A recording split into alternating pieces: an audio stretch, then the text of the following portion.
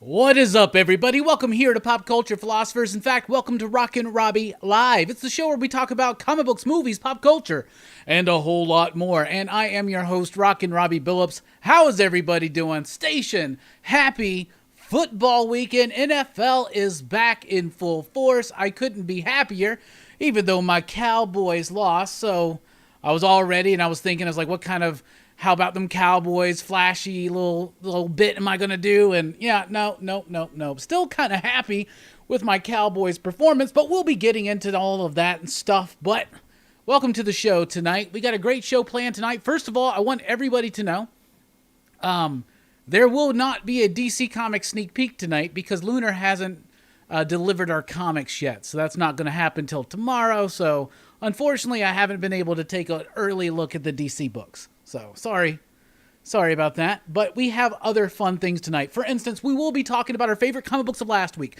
We will be looking ahead to what's coming up this week. We will be announcing the winner of the giveaway of the Vengeance of Vampirilla number 12, Lucio Perillo variant, Virgin Limited Edition variant, provided by Dynamite Entertainment. One lucky winner will be announced tonight. We'll be going in depth about the Matrix Resurrections trailer. I'll be reviewing Malignant, the new James Wan horror film. We'll be talking about What If from the latest week, and we'll be talking about our top 5 favorite movies from 1991. I was 10 years old, so there you go. Check us out on Facebook and on Instagram. Follow Pop Culture Philosophers there. If you're on Facebook, you might as well join the PCP Army. It's the official Pop Culture Philosophers Facebook group. You can find me over at Twitter at the Rockin Robbie. You can check out podcasts and more at popculturephilosophers.com. And you can support the channel with a super chat or over at patreon.com/PCP, like these fine PCP patrons right there. Coming up this week, by the way, how is everybody doing? Just how is everybody doing? Comic Book Therapy, what's up? Say what? How are you doing? Mars Comics Station, CMA Station, Oh Brother Comics, how you doing? Eddie, what's up Fable? What's up Hamburger Basket? Umbragal? What's up Kirby? What's up God Tank? How you doing, bruh? What's up Empire Comics? Who else is in here? Tim Crocker, how you doing, bruh? Atari. Omar. Jay Anunya, how you doing? Jonah Hill's Foreskins here. I have been letting Detective Comics and Wonder Woman pile up and reading them back to back. I'd still pull them. Okay. Good to know. What's up, Circumstances? What's up, Perry? Perry's going to be on the show Friday night. Don't forget, Perry. 28 days later, Friday night, 9 p.m. Central Time. Let's go ahead and get into what's coming up this week here on Pop Culture Philosophers. First up, tomorrow night, I'll be on the EXP, The Experience, on a live stream, selling some comics, talking about some comics. It's going to be super fun. There is a link in the description below. Be sure to join us tomorrow night on that channel, on that stream. I will be there. It's going to be like a 2-hour show. And it's going to be from 5 to 7 p.m. Central Time. We have Pressable Defects joining us for a stream this Thursday night, starting at 8 p.m. Central Time. Very excited to be hanging with Pressable Defects on the channel. Horror Fest rolls on through with 28 days later. The winner of the PCP Army Horror Fest Movie Poll Audience Choice Edition was 28 days later. That's Friday night, 9 p.m. Central Time. And then over at Dylan's Horror Show on Saturday, we're doing John Carpenter's Vampires. Very, very cool. Don't forget to check out the episode we did last night. And also, just released my top 10 comic books of the week with Jim Mint over at Jim Mint Collectibles. So do be sure to check out that as well. How's everybody doing? What do you want to talk about? Because we got some stuff planned, but this show is driven, fueled, if you will, by your questions, your thoughts, your comments, your concerns. What do y'all want to talk about?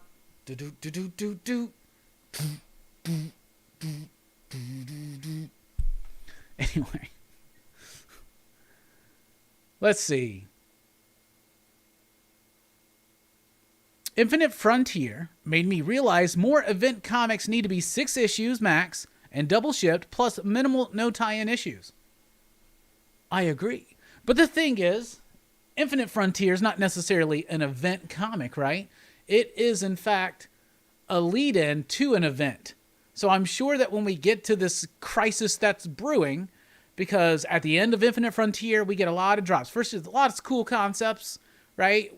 They're picking up on some of the threads that were left dangling at the end of Multiversity, like the Gentry and all that kind of stuff.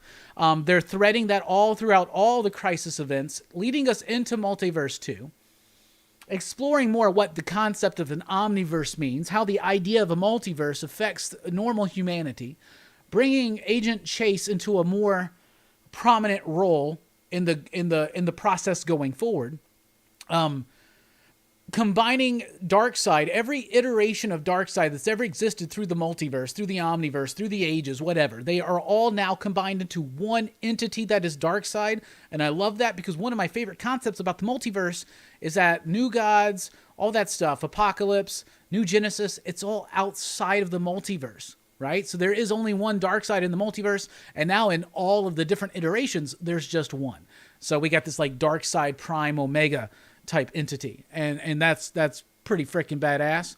And then you got the idea of Pariah now creating his own omniverse, trying to make up for what happened back in Crisis on Infinite Earths, tying that all the way back in. Really cool, crazy ideas. I freaking love it. The next part of that saga is Justice League Incarnate, and that's gonna be like a 5 or 6 issue series, also written by Joshua Williamson. My understanding is that there will be another miniseries following that one, and then that leads into the Crisis, which they already said is going to be 2022, whatever they call it. All right, before we go any further along, let's go ahead and kick off the first 6. We're going through the Blu-ray collection. We left off at some live-action Batman movies, so now we got some animated Batman movies. There is Batman: The Dark Knight Returns, Part 1, with the slip. With the slip. That's fine. We're not going to weird stretch on that. Also got Part 2 right there. I never got the one where they're combined into one, so I got the 2. But yeah, Dark Knight Returns Part 2 with the slip, obviously. So there you go. Batman Gotham Knights. This is kind of like the Animatrix for the Christopher Nolan Batman films, but it's not as necessary at all as the Animatrix, though the Animatrix isn't supremely necessary, but it's really fun. But this is a nice, fun anthology of different anime directors and shit doing Batman stories set in that in between Batman Begins and Dark Knight. Then we got Batman the Red Hood, Under the Red Hood, with the slip. This is, I hate this comic book story, but I actually love this animated one right there. Then I got the Batman versus Two-Face. This is the, so Two-Face they had a Two-Face script for the Batman 66 show. They never did it. So this was before Adam West passed away. Adam West voices, right? Adam West and Burt Ward are in here, and William Shatner does the voice of Two-Face, but I still haven't watched it, actually. And we're going to end it with Beach Babes from Beyond. This is a movie I have because it's part of my Linnea Quigley obsession. She is in this film. So Beach Babes from Beyond. So there you go. That's the first 6 Blu-rays from my collection. Stay tuned for the final 9 coming up. Guess I thought Infinite Frontier was an event comic because it debuted in summer. Well, I mean, it is an event comic in a way. I mean, because it's all just one big event. But that's what I mean. I do like what you're saying, like the idea that there aren't a lot of tie-ins. It's got a beginning, middle, and end, but it's left dangling, obviously, and it's building up to something. But it is an event comic because it's bringing about these really big ideas and concepts and where DC's moving. This point forward, I've said this before, I'll say it again, I'm a whore for DC Crisis events, so I just eat this shit up. Hey, what's up, Manuel's in the house, Fargate's in the house, how are y'all doing? Manny was recently on PCP Movie Night for Horror Fest with me, him, and Jay Strick talking about, what was the movie we talked about? Fright Night. Welcome to a Fright Night. And then last night, me, Brooks, and Dylan talked about Fright Night 2. Tim says, the Batman and Harley Quinn animated movie is a fun one to watch. She does a wicked cover of Blondie. All right. I can dig that. What's up, Bread? Bread68. What's up, Nick? Nick of Comic Culture. Check out all these great people that are in the chat. Tomorrow Cinema, Fable, Nick. Check them out on Instagram. Check them out on YouTube. Come on, guys. And always remember, you can visit dynamicforces.com and enter the code Robbie at your cart and receive 10% off. Yep, Collins suspended for 5 games. I heard it's kind of BS. I heard they're going to try to appeal that. We'll see what happens. So NFL fans out here, did your team win this week? My team didn't, but I'm actually satisfied enough. Everybody kept, oh my goodness. One of my things I do in the morning is I wake up and I put on Get Up because I like Mike Greenberg and I just like that show, right? And so all week long they were talking about how, oh, the Cowboys were going to get blown away, 2 to 3 touchdowns. And man, the Cowboys, them boys held in there. They made a lot of mistakes, but the defense got some turnovers, but the defense isn't quite there. Even with those turnovers, they still allowed some points. But man, it was a close game, and I was actually really, really proud of them boys.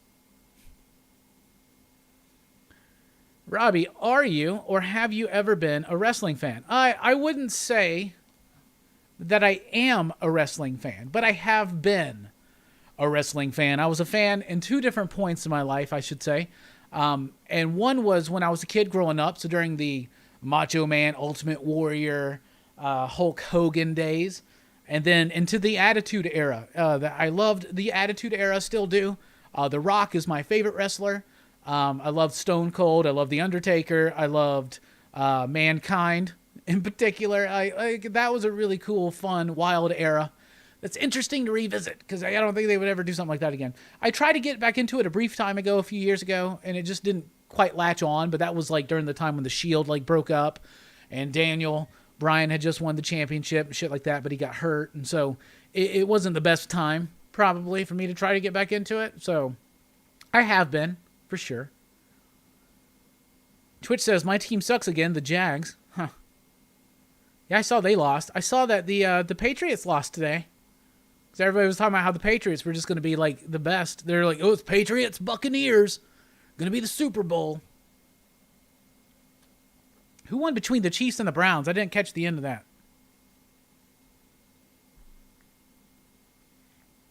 Packers looked like they should have traded them. Packers played like crap. Well, they've had a lot of drama going on in the offseason, haven't they? What's up, Nova 69?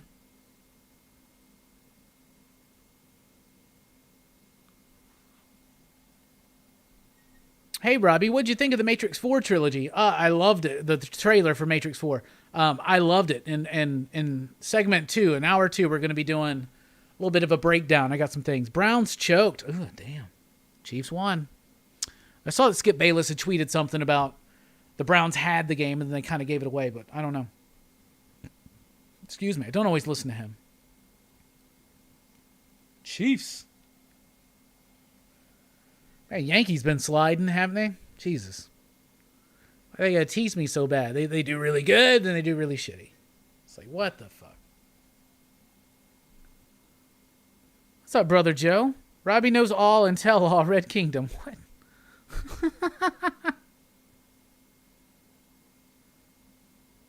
Man, I think that Dak is back, man.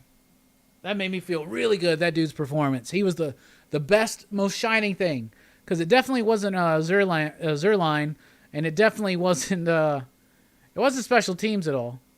Though I'll tell you what, college football's back, of course, and Auburn's had 2 Akron and then Alabama State, but in recent years, even Auburn hasn't been able to have those games be significant, like they were still stressful.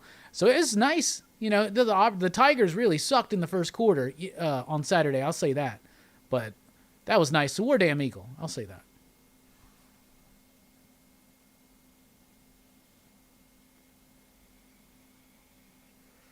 Moni says Dak was fantastic. Hell yeah. Says, I'm a Pats fan. Hopefully we'll turn this thing around. Can't win games turning the ball around. Yeah, I haven't checked out any of the highlights or anything. I haven't watched any of the games today, to be honest. We went and saw Malignant, slept in a little bit, lounged around, saw Malignant, and then got ready to do this.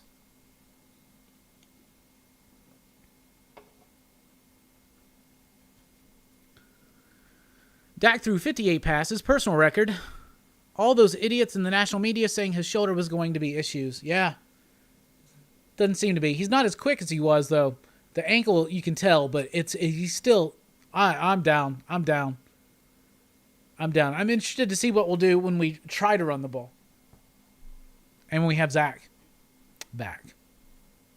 So, that'll be interesting. I'll say that. Bread68 with the RTR. That's all you're going to get out of me. Yeah. Congratulations.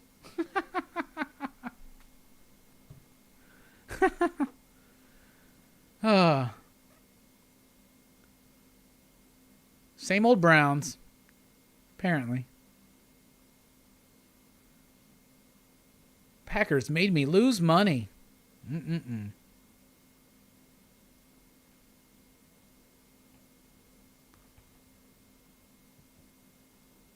How many cats do you have? One. I have one cat.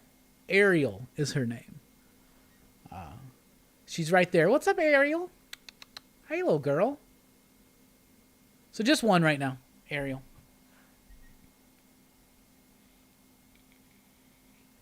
Well, Rose City Comic Con was this weekend, so that took out most of the Portland YouTube channels. Yeah. Yeah, no kidding. I wanted to go this year, but then just wasn't able to happen.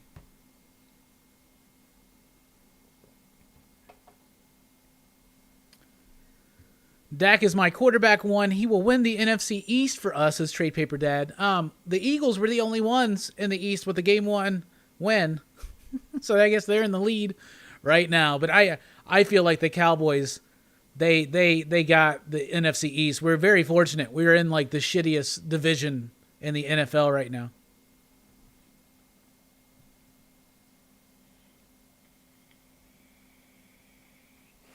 Brad says, that's all I expect. We understand each other as Auburn and Alabama fans.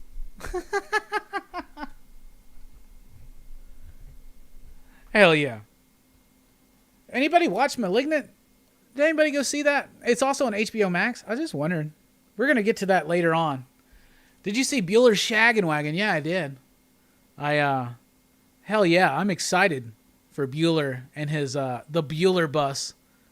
He moved out all the seats and shit, and so I'm excited to see what it's going to become. I know he's going to make his way down here.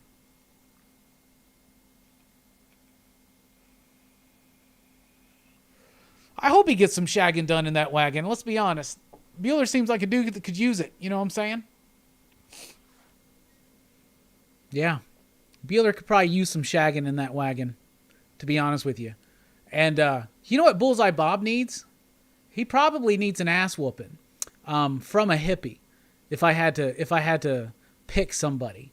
So Bueller probably needs to get laid, and Bob needs to get his ass. Here's something I'm saying. Bob may have grown up on those rough streets of L.A. You know, Bob has a backstory, and I understand exactly what Bob's saying. But I am pretty certain, with as many times as this dude has not shown up to streams or been late to streams because of his back, like, I'm pretty sure I just kick him in the knee, stomp him in the back, and that shit would be over. And this hippie would totally take that fucker out. I'm just saying. Much love, though. So, yeah. Bueller, get fucked. And Bob, come on, bruh. I don't want to throw your back out. It's been a couple weeks. I just felt the need to kind of to mention that one. Hey, we got a super chat from, and I know that they're all like reeling from Rose City, so they're not watching right now. People are going to be like, Bob, can you believe what Robbie just said about you? I'm serious, man. Bob's back goes out if he puts change in his pocket the wrong way. Do you get what I'm saying? And when I said that Bueller can get fucked, I mean that with the most sincereness. Like, Bueller, I want Bueller to get laid a lot in that shaggin' wagon. Moni with super chat. Thank you so much. Really enjoy your streams. I appreciate you enjoying them.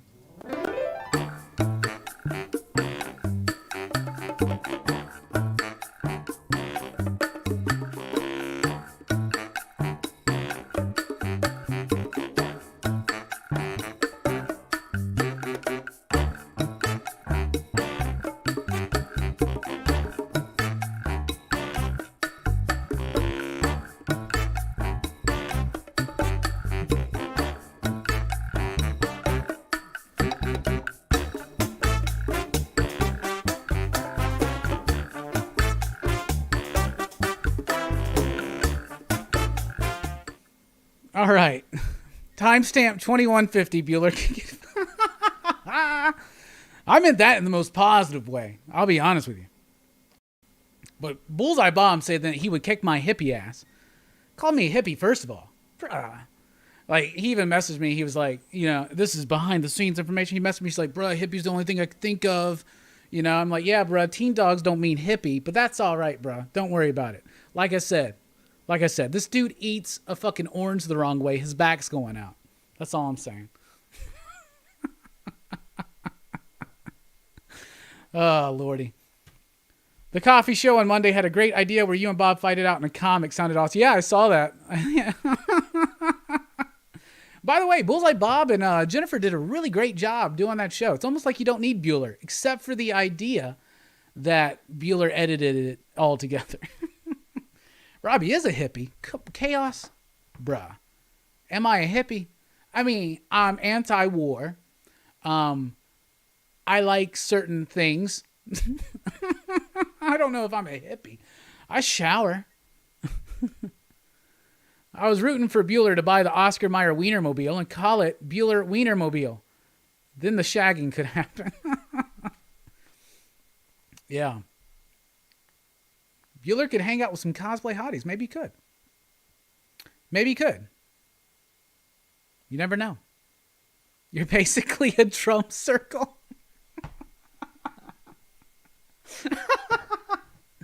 Chaos, we got to bring you on the show again soon. What's up, Jorm? What's up, Mad Respect? How are y'all doing? I love all those cats in Portland. Jennifer, Sam, Damien, and of course, Bueller and Bob. Love those guys. Mad respect to them, right? Mad respect. I'm basically a drum circle. That's fucking funny as shit. I like it. It's interesting the kind of van that he chose, that he got. So I think it could work. I'm interested to see what he's going to turn it into. I have nothing but respect for Bueller and what he's doing, especially now. He's doing something nobody else has ever done. I mean, I think he's a man who has decided to just live in a van and visit every comic shop in the world and meet everybody that watches his shows. That is an amazing. I guarantee you, Bueller's going to wind up getting coverage, like national media coverage, probably at some point during this. From like, he's going to wind up on Good Morning America or some shit like that. You know it. Bueller's going to be the first of us to do it. I'm telling you, it's going to happen. I wind up in that Turkish news channel talking about locusts, and he's going to wind up on Good Morning America because he's traveling the world spreading the love of comics to everybody. Called it in the air. There you go. Yeah, all of Chaos's appearance all over YouTube have been epic. We had him on Rockin Robbie Live with Chaos, obviously, and we had him on the Event Horizon review, I remember. Starbucks is going to want to sponsor him. I wonder if Bueller would ever do that. I don't think Bueller would ever betray Mocha Express like that. Because even though he doesn't drink so much Mocha Express as he used to, like, I want to go there and get the Bueller. I honestly do. I want to try the eggnog.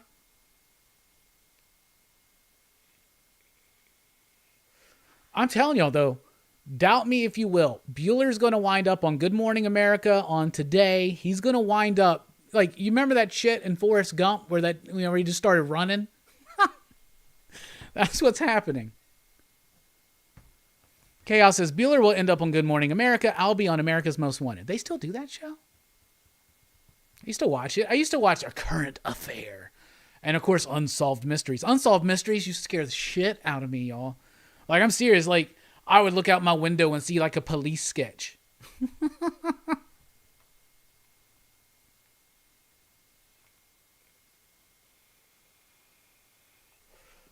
Bueller will become the Forrest Gump of comics. Yep, you know it.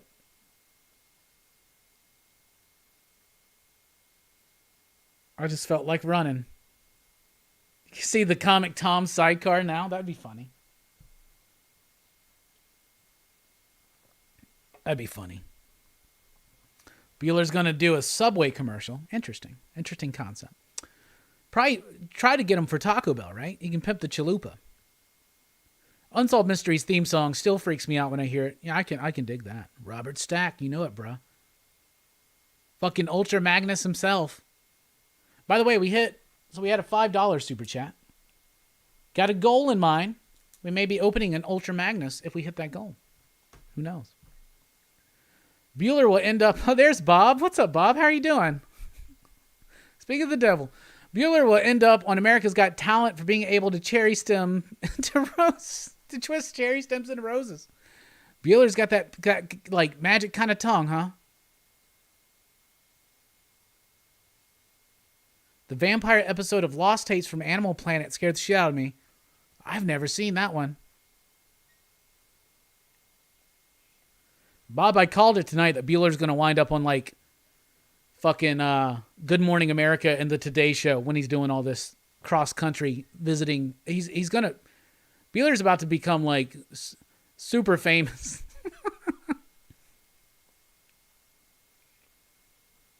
Today's segment on Good Morning America. Portland man travels the country trying chalupas. You may be on to something, Fable. Good to see you, Bob. How are you? All right. Let's talk about our favorite comic books of last week. In fact, I want to know, what was your favorite comic book last week? In fact, what was your pick of the week?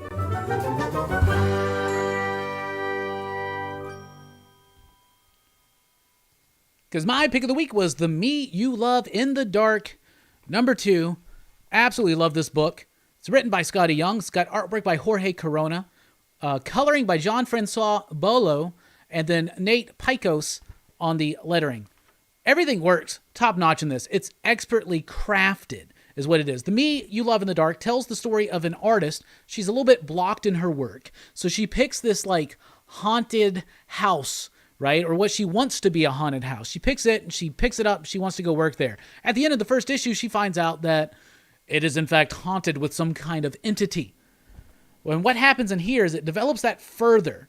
They develop a relationship, but it also gets genuinely creepy. So it's got this whimsical, charming nature to it. But it's also got this really spooky type stuff. There are moments in here.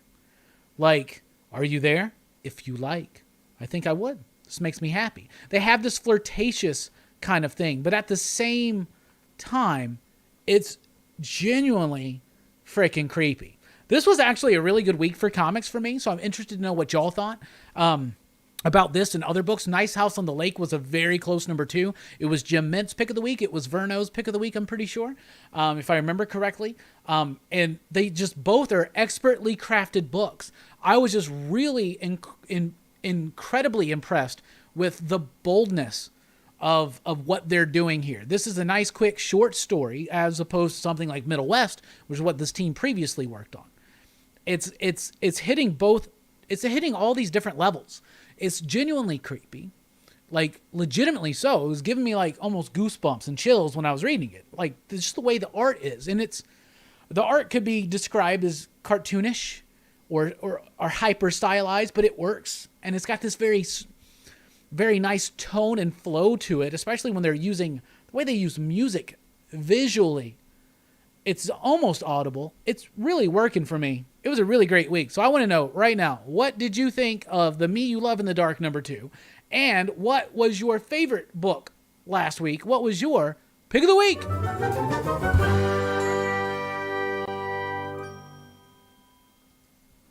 Let's see what everybody says. Hey, Chad, what's up? 90MFC is in the house.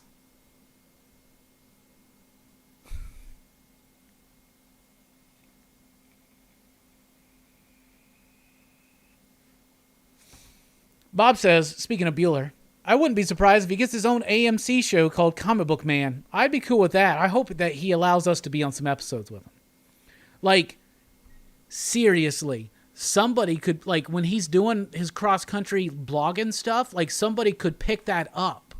Like, you get what I'm saying? Somebody might want to pick that up and actually send a film crew with him for, like, a few months. And when he does that, you know there's an episode where he's going back home. So, Bob, you guys are good. You're going to be in it. But I hope they can plan to stop here. I want to be on AMC.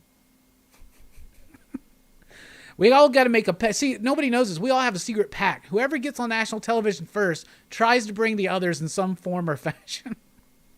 If we all make it, if one of us makes it, we all make it. Oh, brother says, the me you love in the dark. When are you going to watch Cemetery Man? At some point. Fargate, don't rush me. People keep telling me to watch something. I'm less likely to watch it. No, I really want to check it out. Jorm says, 3 books on the pull this week. Circumstances. Nice House on the Lake, for sure. The Me You Love in the Dark was great, too. Oh, brother says it was amazing. Tacky says, Dead Box was my pick of the week. I thought Dead Box was okay. It just didn't get enough of a punch to me, but I did like it. Excuse me. Chaos says, not all robots so far. Really great book. I really like that one. Both Mark Russell books, Dead Box and Not All Robots. Had a good week. The last splash page in The Me You Love in the Dark was generally unsettling, very Lovecraftian looking. Yes. Twitch says, May's book edged out The Me You Love in the Dark. May's book was really good. It was just way depressing. It really was. Not that's a bad thing. I mean, it's meant to be. And like, that's what Jeff Lemire does so frickin' well. So that was a great book.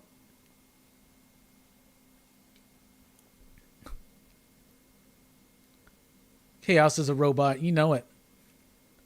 62 Lefty Blue says, Blackjack Demon number 2. The kid is determined to find the demon that killed his dad in the West. Sounds interesting. Jonah Hill Foreskin says, not sure if Department of Truth was this past Wednesday, but I really liked it. Wasn't his past one, but that was a really good one. Hey, Bueller's in the house. Robbie has a whimsical, charming way about him. Thank you. I've been saying that a lot lately. Whimsical and charming. I get on these, like, kicks where I just get a couple words, like, stuck in my head for a few weeks.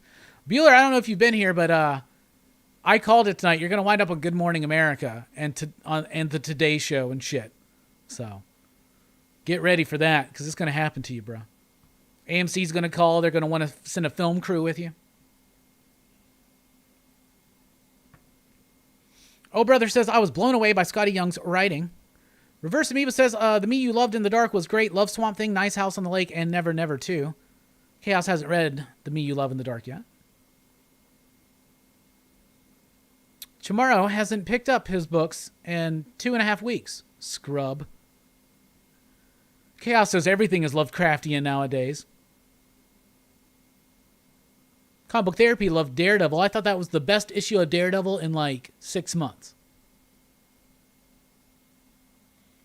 Which is probably like 6 issues of Daredevil. So my pick of the week has been Lemire run of Moon Knight, like 4 issues in. Yeah, that's a crazy run. What's up, Comic Book G-Spot? Checked out Marvel Infinity on the app. Hamburger Basket, what'd you think of the... I heard that the Hickman one's pretty cool because it's made in these really long panels or something. What'd y'all think about them? Chaos has read some of them. Twitch says, for me, May's book really hit hard. It brought me back to feelings and emotions I had following my brother's suicide. Oh, yeah. Really hit me on a personal level. I can understand that. For sure. It was a really good, effective book. As long as pet names aren't Lovecraftian, we're good. You are right about that, my friend. What's up, Slots? Quoting my Paralyzed lyrics again. I need to throw some more of our music back up on these breaks again. Just been using this royalty-free jams. What's up, DC Patrol? How are you doing? Station. What's up?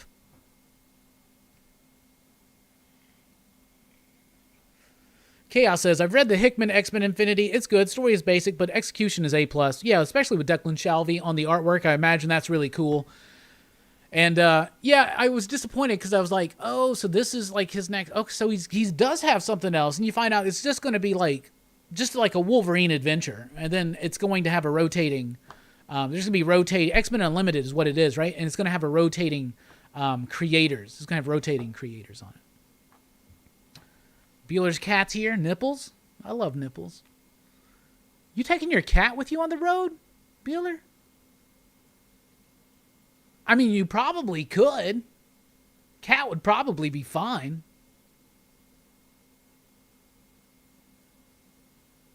And Bueller's going to visit every comic shop, and he's going to visit every Taco Bell. And I feel bad for him when he gets down towards the southeast, because he's going to start changing from the chalupas that he knows and loves to these Alabama pancakes. So he may not even make it down here. But if you want to get to Florida, you got to go through one of us.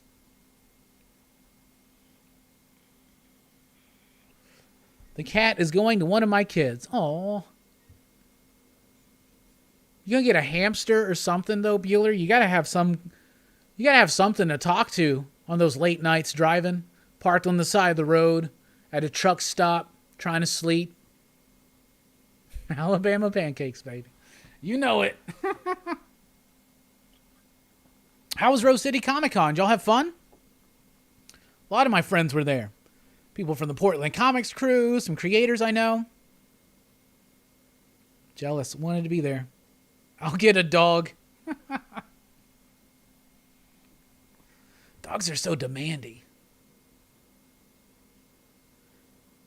Tim says, last book you'll ever read was good. I'm pleasantly surprised with that one. I am too. I'll just go live and talk to all of you. What's the Wi-Fi? Like, how you gonna have a portable Wi-Fi or something? Curious.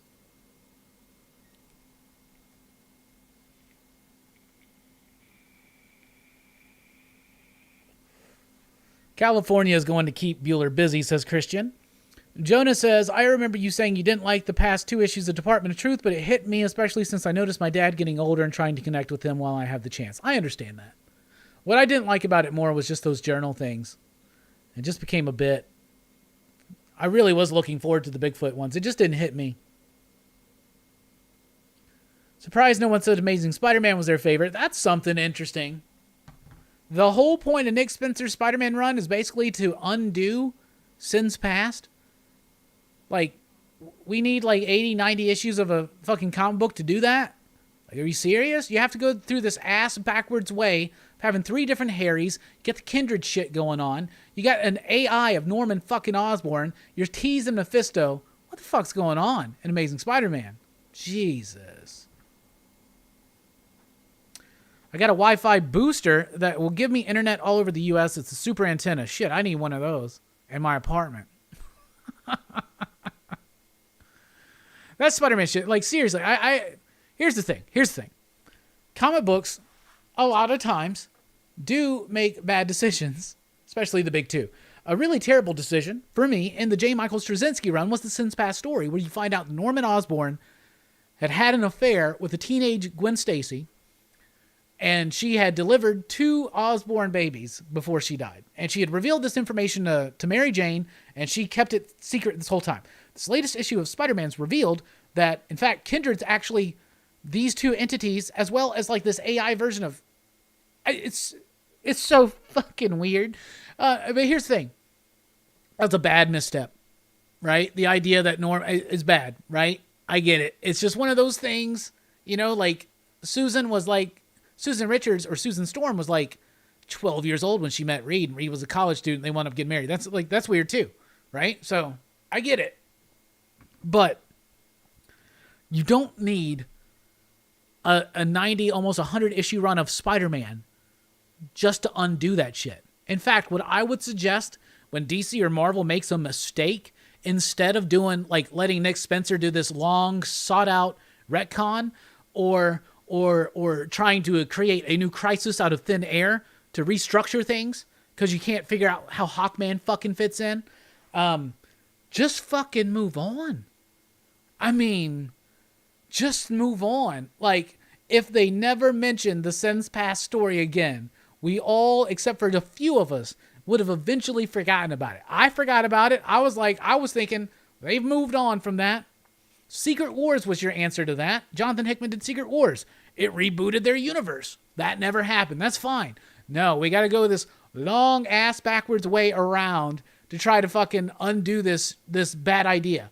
Like, and honestly, most people had forgotten about it. Now you just made everybody remember it again. Jesus. I don't know, man. What do y'all think? I know some people are liking Amazing Spider-Man. If you like Amazing Spider-Man, if you're reading it, I want to know, What did you think about that last issue? That big reveal? Like, what'd you think? Like, so, like, Mysterio's been lying to Mary Jane for years. He was the one that planted the idea that Gwen Stacy confided this information. Oh. It's so stupid. It's just so stupid. What do y'all think? I'm cracking myself up just thinking about this shit. Bob says, Rose City was just okay this year. The highlight was hanging out with our fellow YouTubers. That was the highlight of this weekend. Hell yeah. I know that Eric was there, right? Rogue Trader? Shattered Glass, loved May's book. So excited for more. Do you know how many issues May's book is supposed to be? I think it's 4 or 5, but I'm not certain on that. Don't quote me.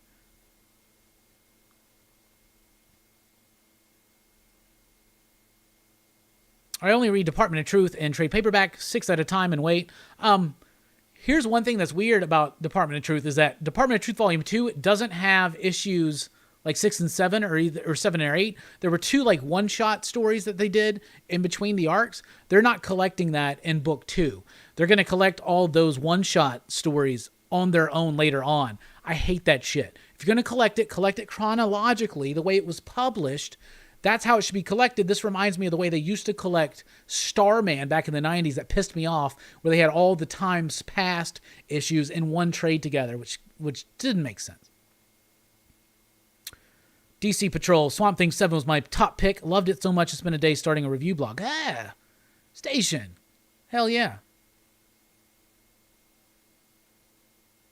5 issues for May's book. Hip Hop Happen says, Amazing Spider-Man 508 is the end of Spidey in my head. When the Ezekiel story wrapped. I got you. Okay. I like a lot of the stuff done in Brand New Day. I'll be honest. I really did. I thought it had an energy that it hadn't had in a long time. Spider-Man was kind of stagnant for a long time post-Clone Saga. And I think it has moments. Like, I really do like the Identity Crisis Spider Hunt bit. I really like when Byrne came in and did Final Chapter, and when he relaunched and did this weird shit where Matty Franklin came in and was Spider-Man for a couple issues, and I don't know, I kind of like that era for some fucking reason. I really like the Paul Jenkins era during the time that J. Michael Straczynski was doing the book over at Sensational Spider-Man, or maybe it was Spectacular. Which one was it? Spectacular? It was Spectacular Spider-Man thing. Yeah. And Paul Jenkins and Humberto Ramos did a run that I thought was... When JMS first came on to Spider-Man, everybody really dug the ideas of the totem, the spider totem, and Ezekiel and shit. And then that shit just kept going on and on and on and on and on. And then since Past happened. Weird. 62 Lefty Blue says 94 Clone Saga killed Spider-Man for me. Enough said. Peace out, Bob. Have fun cleaning. Chaos says, I'm only on the Chameleon arc, but Amazing Spider-Man is just so uninteresting I don't care what's spoiled.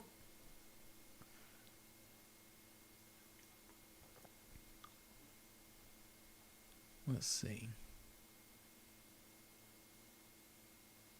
Otley only did hardly any of that Spider-Man run. I don't know. It'd be interesting to count up the issues that Otley actually did. I bet he'll do more of Hulk.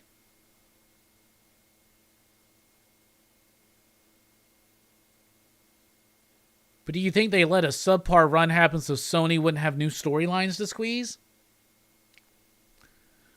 When it comes to Spider-Man, I mean, there's plenty of Sony stuff that Sony can squeeze. The problem is Sony just doesn't know what to do with Spider-Man. They only really make it work when they have a good vision there or they have Marvel involved. I've got 3 long boxes of the 90s Clone Saga. That keeps looking better every year because of the current garbage. Oh, Lord. Hawkman by Tim Truman was the shit.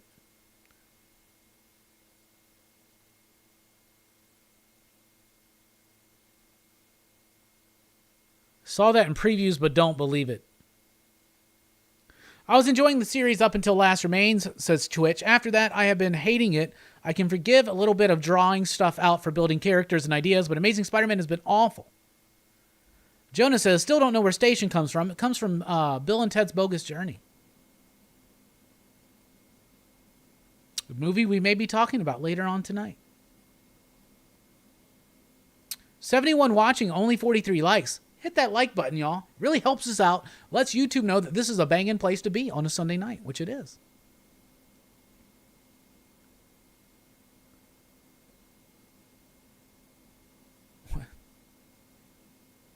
Let's see. Reading Hickman's Avengers right now, and it's starting to feel all over the place. What was your you dig rating, or is it worst dig? I love Hickman's Avengers run.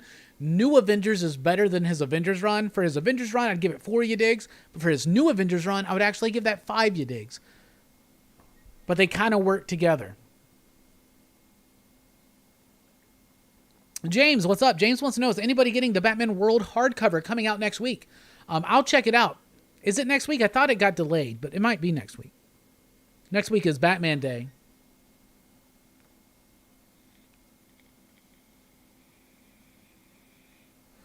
Oh Brother says, I can see Marvel tank Spider-Man to dig at Sony. Look what they did with Wolverine, X-Men, and FF. But the difference is they don't have the rights necessarily to Spider-Man, but they have a relationship with Sony. So it's... I think they honestly think that Nick Spencer's doing a classic, amazing run on Spider-Man. I think they're like, yes, we're taking this really problematic story in the past and we're going to retcon it. I mean, well, there's one more issue. I mean, what else is there? I mean, people think they're going to undo the One More Day stuff, and obviously that's teased in there.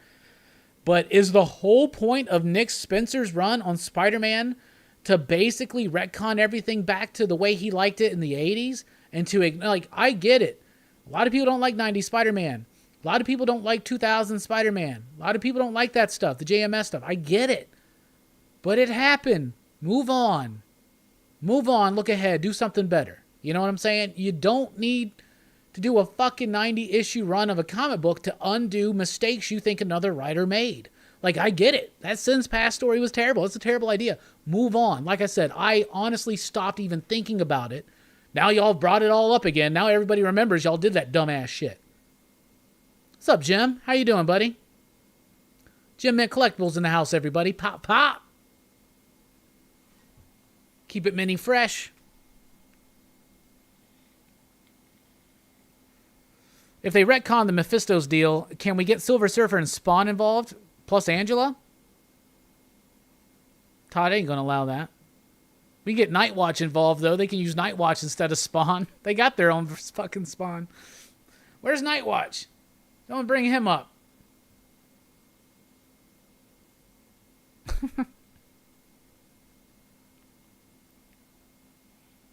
Mark from Geeks Unleashed, by the way, just had a Shang-Chi review with our homie Jelani from the PCP crew, so that's awesome. Whenever somebody asks somebody in the PCP crew, excitable we are to be on a podcast that's not me, it's usually Jelani, and I appreciate that, bud. Spencer doing his pardons. The whole point of Kindred is to undo some dumbass whack shit that JMS did. Like, move the fuck on. Like, what would you rather have? I want to know. Here's a question for the chat. What would you rather have? Would you rather have these ass-backwards retcons, or would you rather them just fucking move on and do a new story? Did Jelani like Shang-Chi?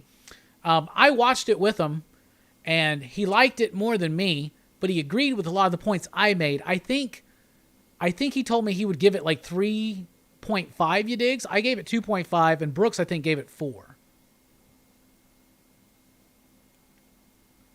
Christian says, move on. Spider-Man is just such a mess right now. I can see beyond doing anything worthwhile.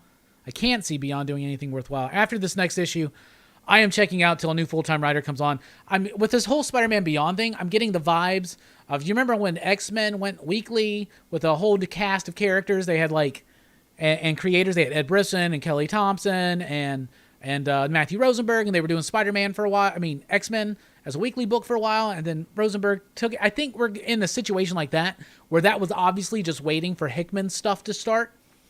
So I think that's what they're doing. I think they're about to try to attempt, after this Spider-Man Beyond thing, which I don't think will last too long, because we're close to, 800 or something?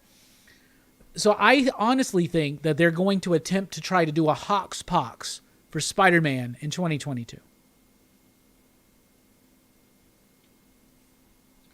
Jim Mint says, I'm kind of on board with retconning some BS. Here's the thing. I'm on board with retconning some BS, but you don't need to have like 90 issues to fucking do it.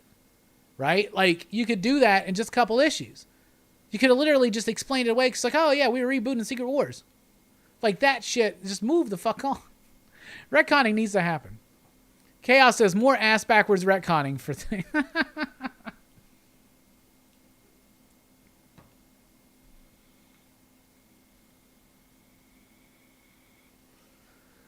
62 Lefty Blue says, Malignant by Juan was hilarious. I laughed all the way through it. I thought it was a horror movie. Bah ha ha, what a joke. Yeah, we'll get to that later. DC Patrol's moved on. All I can think of these days is the new Matrix. Could Hickman take over Spider-Man? I doubt it. If it's anybody, it's probably going to be Jed McKay. I could see Jed McKay taking it over. Looking forward to the new status quo. Huge Ben Reilly fan. All right, fair enough.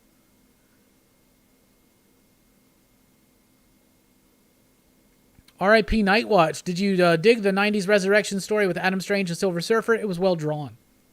I don't really remember that much. Jim Mint says, definitely don't need 100 issues of Spencer Spidey. Because here's the thing. It's going to seem like, oh, it was only 75 issues, right? No.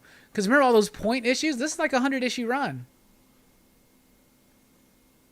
Is Kate's Hulk only 6 issues? No. I don't know how long it will be. Seems like most story arcs at Marvel now are designed to either fit in 12 to 25 issue arcs. And if you have a little bit more staying power, say like Donny Cates or Al Ewing, you usually get between 30 to 50, depending on what they think you need. Spencer got a lot, though, but Spider-Man was extra shipped. Mark says, I agree. We don't need 80 issues to retcon something. You can retcon in an event like Avengers Disassembled, One More Day, Secret Wars, etc., etc. Let's murder Peter Parker like we murdered Ultimate Peter Parker. All right. What do you think Hickman will work on at Marvel? I don't think he's working on anything else, bro. I think that the thing he was teasing might have been this this Infinity app thing. I don't think he's doing anything else at Marvel. I don't think so. If he does, I think he's going to take on the cosmic world. Maybe gearing up for Guardians 3 or some shit. I don't know. I don't know what else he would put beyond. He doesn't. I don't know. It seems like he's comfortable on team books. I don't think he would do a solo character book. I don't think Hickman's good for that. Hickman would not be good on, say, Spider-Man. He would not be good on a Batman book. He would be good on Justice League. He would be good on like some kind of cosmic team like Guardians of the Galaxy or something. But I don't know. I honestly think he's done at Marvel.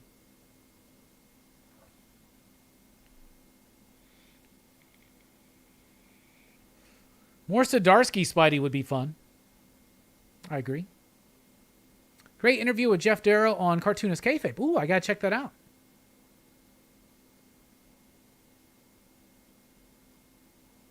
What do I need to do to get a solid Legion of Superheroes run in 2022? You got a long way to go, bro, because apparently word on the street is that the next Legion of Superheroes book is, guess who? Brian Michael Bendis. Hickman did say an X-Men experience doesn't sound like a run. Yeah, that's the thing. Like, I think that the playing with the format of the tablet and the phone screen, because apparently it's like there's some really long things that you have to scroll through, and you like go down like that. So I think that's honestly what he thought was like like Perch said this. Nobody leaves a project or a company like Marvel and says, no, I'm done. They always leave it open-ended. Like, oh, yeah, he's working on more exciting things. I honestly think the presentation of this app was part of it. But I don't know. Hey, what's up, Jay Strick? Jay Strick, did you watch Malignant? I did. I'm interested to know what you thought. Yeah, apparently Bendis is still going to be working on Legion of Superheroes. Why? I don't know. I'm just going to have to holler at my friends. My friends have told me where to go into Legion to really get involved, and they know that I don't really like Legion. So, like, Joe's got some ideas. My buddy Dennis Camp, told me to go to the Keith Giffen stuff. I started collecting that. I think I have, like, the first 18 issues of that run. So, Dennis says, knowing what he knows about what I like, that's what I should read. Other people, like Nelson, have told me that that's not the right place to go. I should go back to the Levitt stuff. I think Joe likes the Levitt stuff, for instance, with the Great Darkness Saga, which is another thing that they teased at the end of that they teased at the end of Infinite Frontier. Jim says people love Bendis's Powers. I haven't read it. I love Powers Volume 1. Volume 2, it gets a little iffy. Volume 3 is just wacky as fuck. But the first volume of Powers, bruh, like, I don't mean like the first trade, like the first volume, because there was 3 runs of it. The whole first, like, bit of Powers, the big chunk, like, is brilliantly amazing. It's so good. I was there on day 1. I remember so fucking excited because I've said this before. Some of the first indie books I got into were the Bendis stuff, Jinx, Goldfish, and Torso. And so when Powers was coming out, I was there on day 1 and I was ready. I was ready for this shit. And I loved it. And then it jumped the shark a few times, I think. Kate's and Tynan and Dallas is coming weekend. Going to get some books signed. Nice.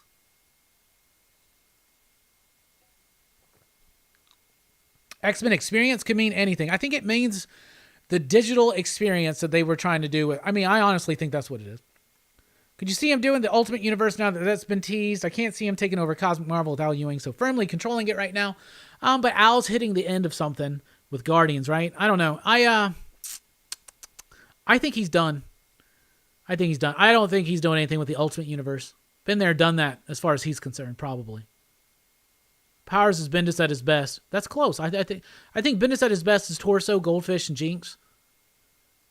His Daredevil run in particular too. But Powers, the first 30 or whatever, however long that first initial volume of Powers went, it's fucking genius. I have every issue.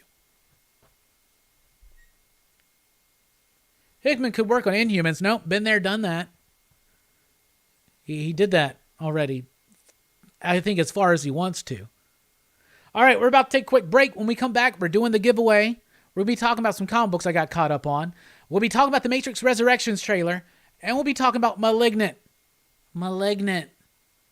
So, stay tuned.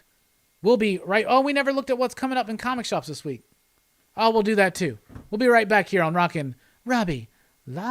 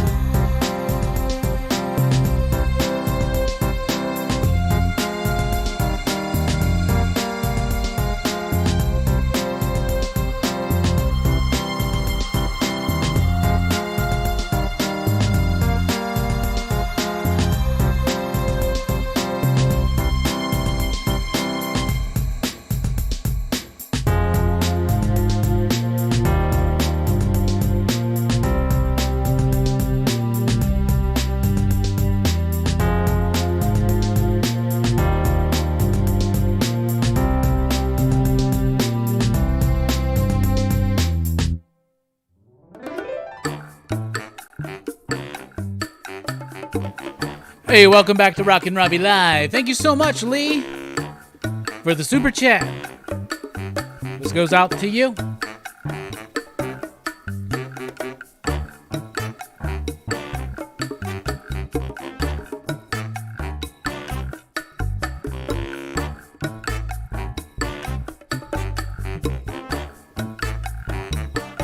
Everybody, let me tell you about this little man I know. His name is Hellboy. He was sent to the earth some long time ago to save and or destroy. Brought to this earth by Rasputin, son of a demon and a nun who had sex with the demon, but was raised by Professor Broom. Now he fights evil and monsters. Now he fights with a man who's a fish named Abe. Now he fights with a fire starter named Liz, and an ectoplasmic pest named Johan. BPRD.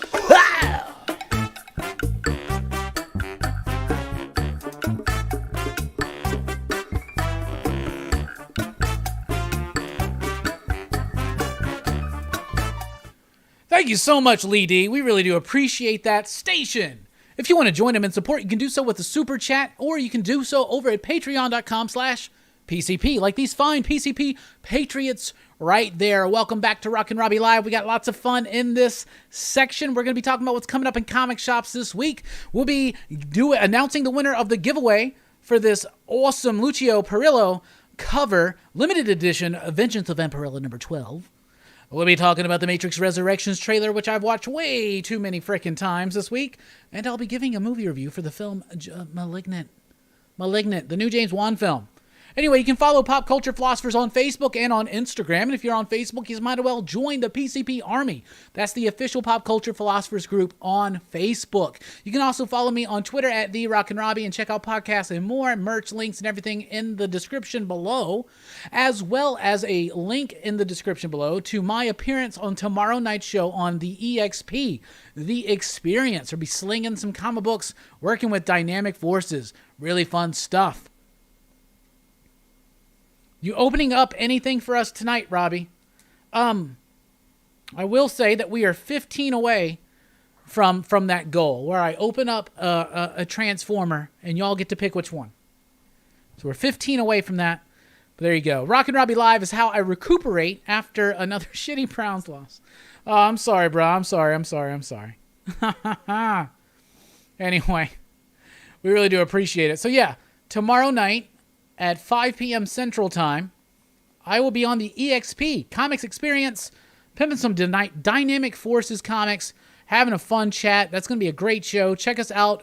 Be sure, I want to see the PCP Army there tomorrow evening. Link in the description below. Then we got Pressable Defects coming on the show Thursday night. I'm excited to have a friendly, fun chat with these cool cats. Horror Fest, Friday night, 9 p.m. Central Time. 28 days later. The winner, I say, of the PCP Army Audience Choice Movie Poll for Horror Fest. And then Dylan's Horror Fest the next night on Saturday night with Vampires, John Carpenter's Vampires. And don't forget to check out my video with Gem Mint Collectibles, where we share our top 10 comic books of the week. Always a fun chat there. So, lots of fun stuff going on tonight.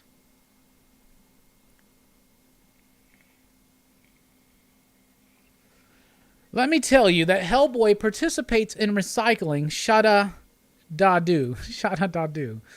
Mark loves 28 Days Later. Me too. I'm pleased that it's won because I haven't visited that film in a while.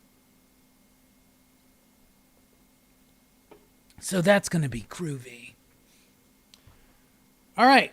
What do you want to talk about? This show is fueled, if you will, by your questions, your thoughts, your comments, and your concerns. So let's take a look at what's coming up in comic shops this week. From Image, we have Compass number 4, Deep Beyond number 8, Homesick Pilots number 9, that's one I'm looking forward to, Jupiter's Legacy, A Requiem number 4, Man-Eaters Cursed, number 3. Primordial, number 1. I did an advance review of this one already. It is absolutely freaking amazing. Definitely a contender for the pick of the week. Scumbag, number 10. The Stray Dogs paperback. Time Before Time, number 5. Walking Dead Deluxe, number 23. And that's from Image. Is the Dynamic Forces thing on YouTube? Yes, it is.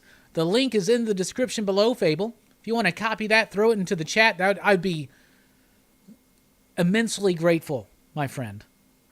From Dark Horse Comics, we have Hellboy and the BPRD 1957 Family Ties one-shot. House of Lost Horizons, number 5. Savage Hearts, number 3. From IDW, we have Bermuda, number 3. Sonic the Hedgehog, number 44. Star Trek Year 5, 24. Star Wars High Republic Adventures, A Monster of Temple Peak, number 2.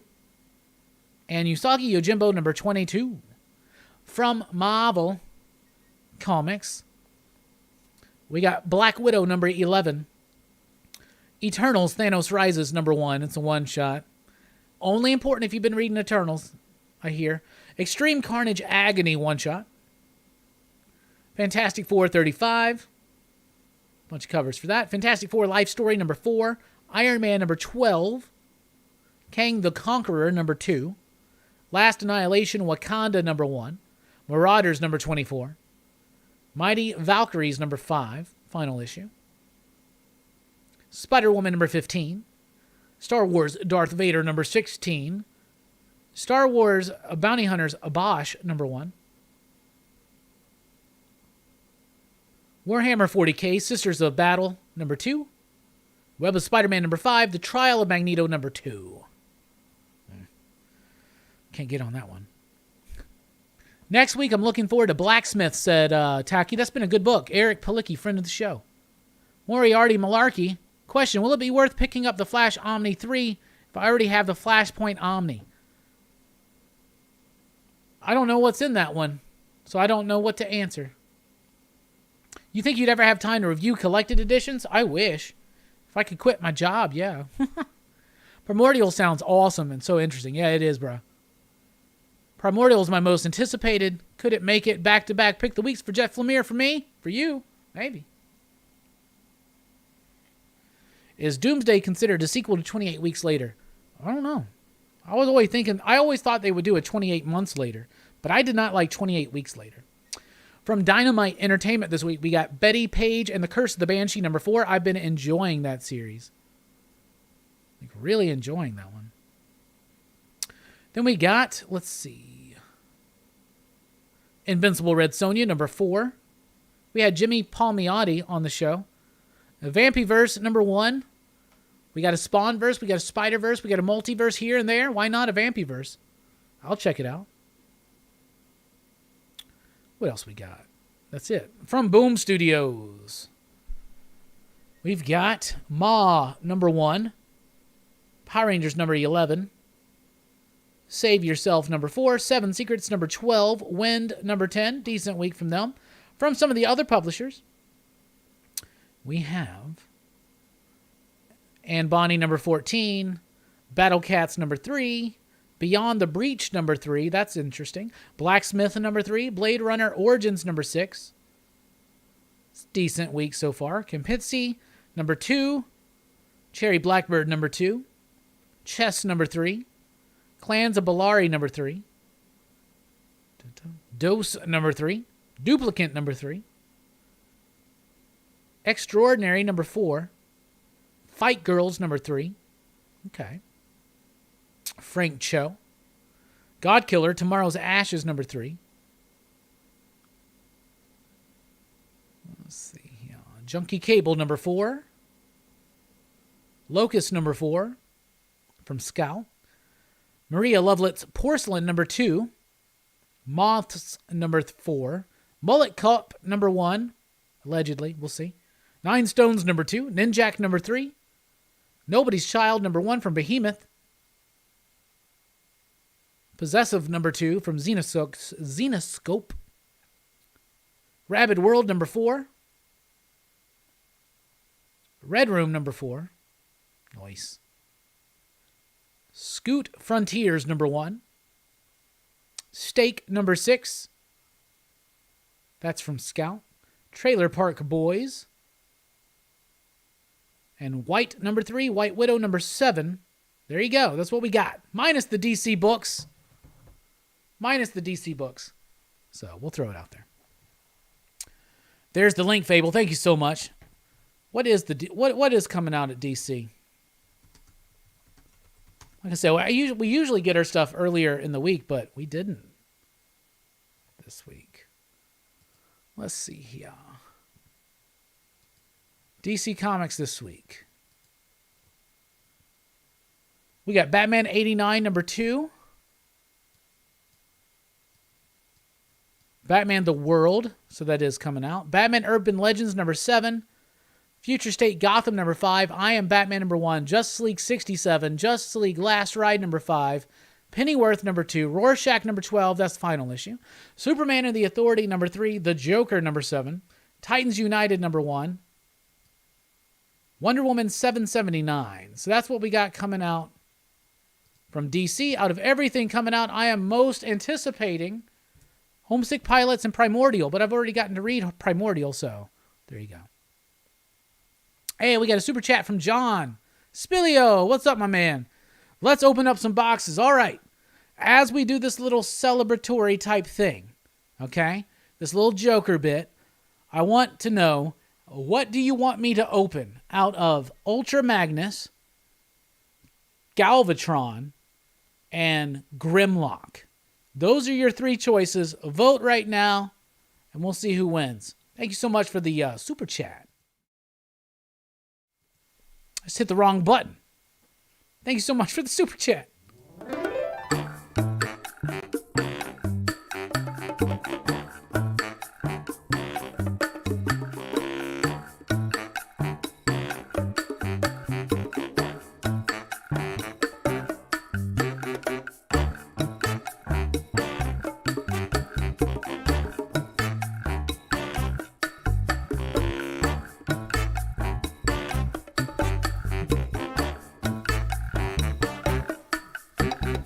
Let me tell you about this crazy man I know. His name is Thanos. He likes to throw some rocks at Hellboy's shoulder. Oh, don't you know? Oh, oh. But Hellboy don't give a shit. You see, he's just a crushing the beer cans on his head and his horns that he's got filed down, 'cause he doesn't want people to know that he is a hell demon.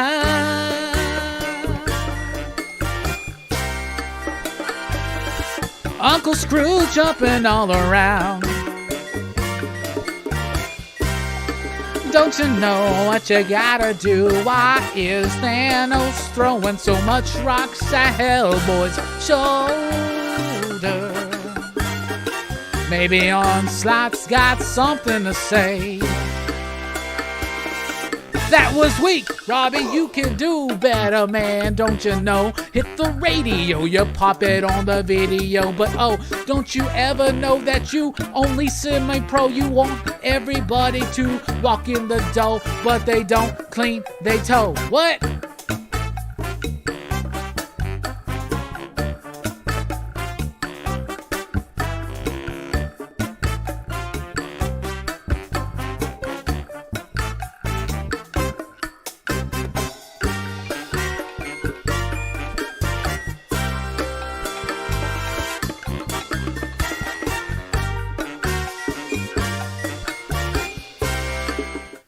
All right, that's enough of that nonsense. I could have done better. on that. All right, let's look at the...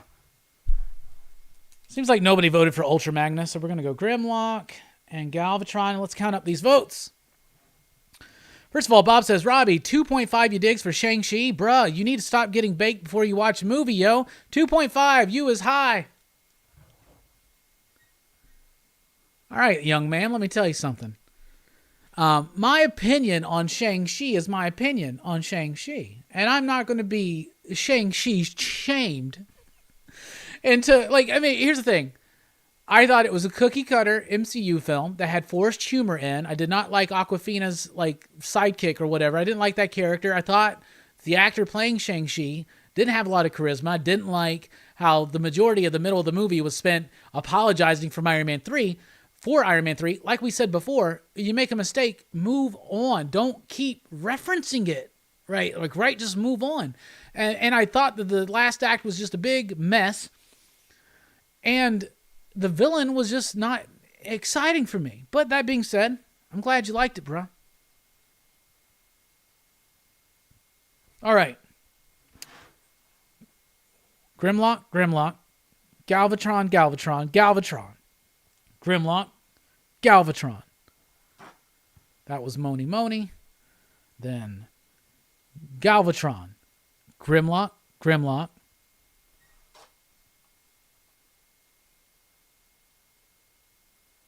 Bear with me.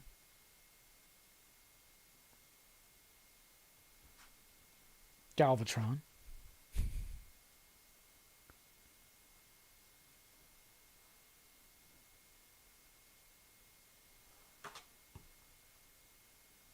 All right.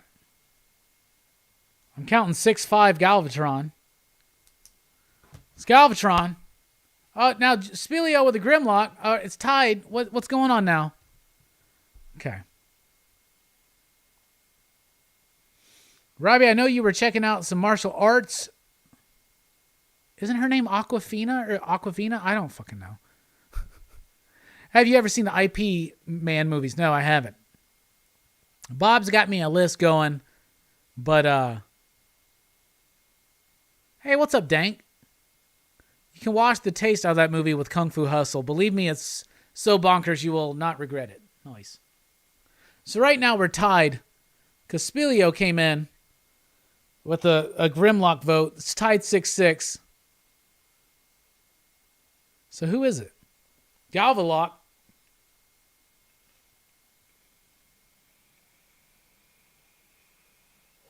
Yeah, her name was Aquafina. Yeah, I just didn't like it, man. I don't know.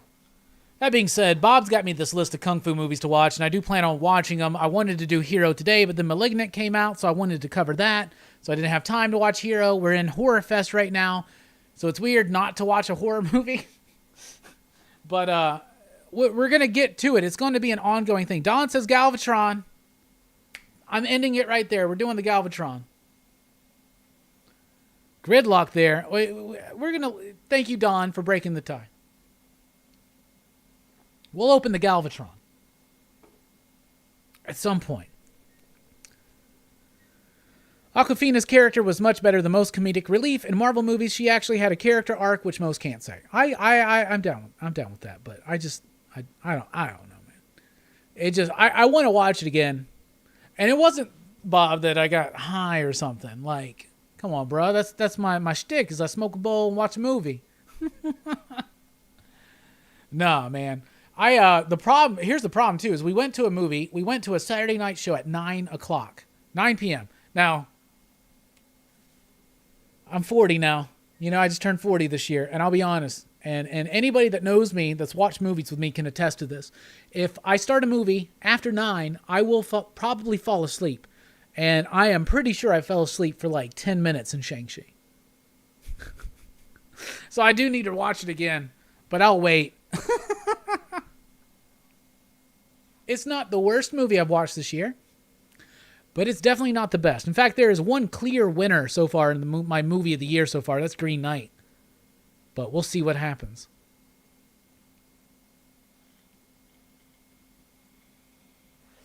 She shot and killed the thing and doesn't even know Kung Fu, yeah.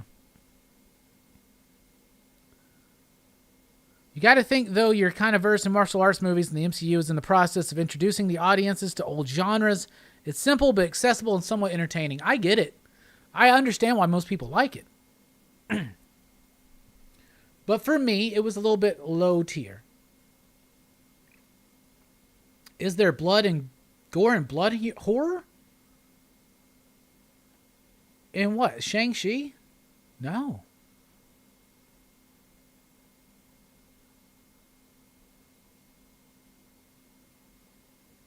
Tacky says, that's right. You did say you started to fall asleep. My wife fell asleep at the beginning with the subtitles. I don't mind subtitles. That opening scene, I looked over at Brooks and I was like, what the fuck, bro? They're going to do this? Because they were doing like this like choreographed fight scene, but they were also falling in love, and they had these like longing looks at each other, and this like these like the camera was moving, and I was just like, oh my god.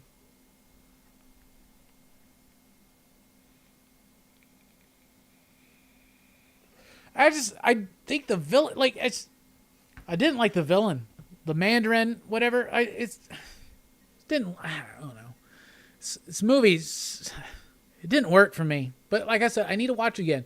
But for instance, I did fall asleep throughout most of Act 2 of Doctor Strange when I first watched that one, because I watched it in one of those places with the leather seats that recline, and I reclined it back and I fucking fell asleep, and like I just woke up like seriously, like he was like the Ancient One was confronting him, and the Ancient One had died, and then I fell asleep and I woke up and it was the whole I came here to bargain, and it was repeating, and I was so fucking confused. But then I watched it again and I still didn't like that one. But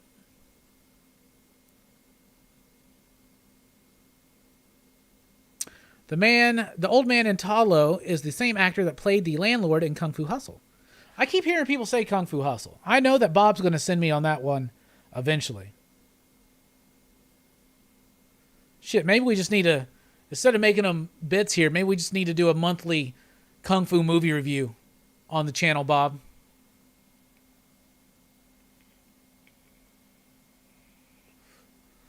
We a Night Thrasher anime movie. You saying we need a Night Thrasher anime movie? That could be cool. They just need to hurry up and get Moon Knight on Disney Plus. It's coming. It's coming. It's one of the next ones. I guess it's probably after Hawkeye. I guess it's probably what, Miss Marvel and then Moon Knight. Yeah, Shang-Chi's definitely a Redbox movie. I'll say that. It's definitely a Redbox movie.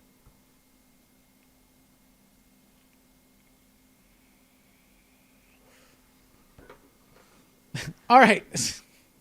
I was laughing because I got the fucking White Rabbit song stuck in my head. It's been stuck in my head like for the whole weekend. God damn it. And if you go chasing rabbits. Yeah, I think me and Bob just need to do this. We just need to make a thing of it. We do have a surprise PCP movie night coming up in October, though. You're not even going to realize it's going to happen. It's going to happen. Yeah, that Matrix trailer. In fact, let's go ahead and start moving along. Y'all get me so distracted. I love it. Actually, we're watching The Matrix tonight after the stream. Jamie wants to watch The Matrix. And I was like, really? She's like, yeah, I want to watch them all again. And I was like, yeah, let's do it. Yeah, let's do it. I'm down.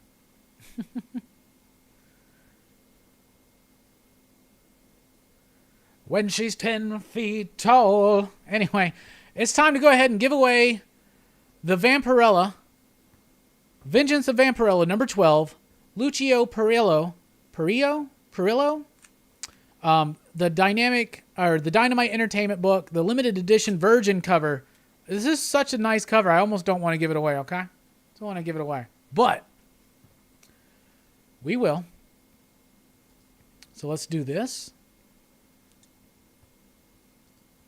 All right. Well, that's the wrong thing. All right, here we go. So right here, I have a YouTube random comment picker, and I have all the comments. There's the video right there. So all you had to do to enter to win this contest was comment on the last weekly comic book review. So we're going to fetch it. All right, anything goes. We are not going to allow duplicates, but we will allow replies. So here we go. And the winner of the Vampirella exclusive limited edition cover is... Oh, got 142 comics. Now it's time to pick the winner. The winner is Richard Langford.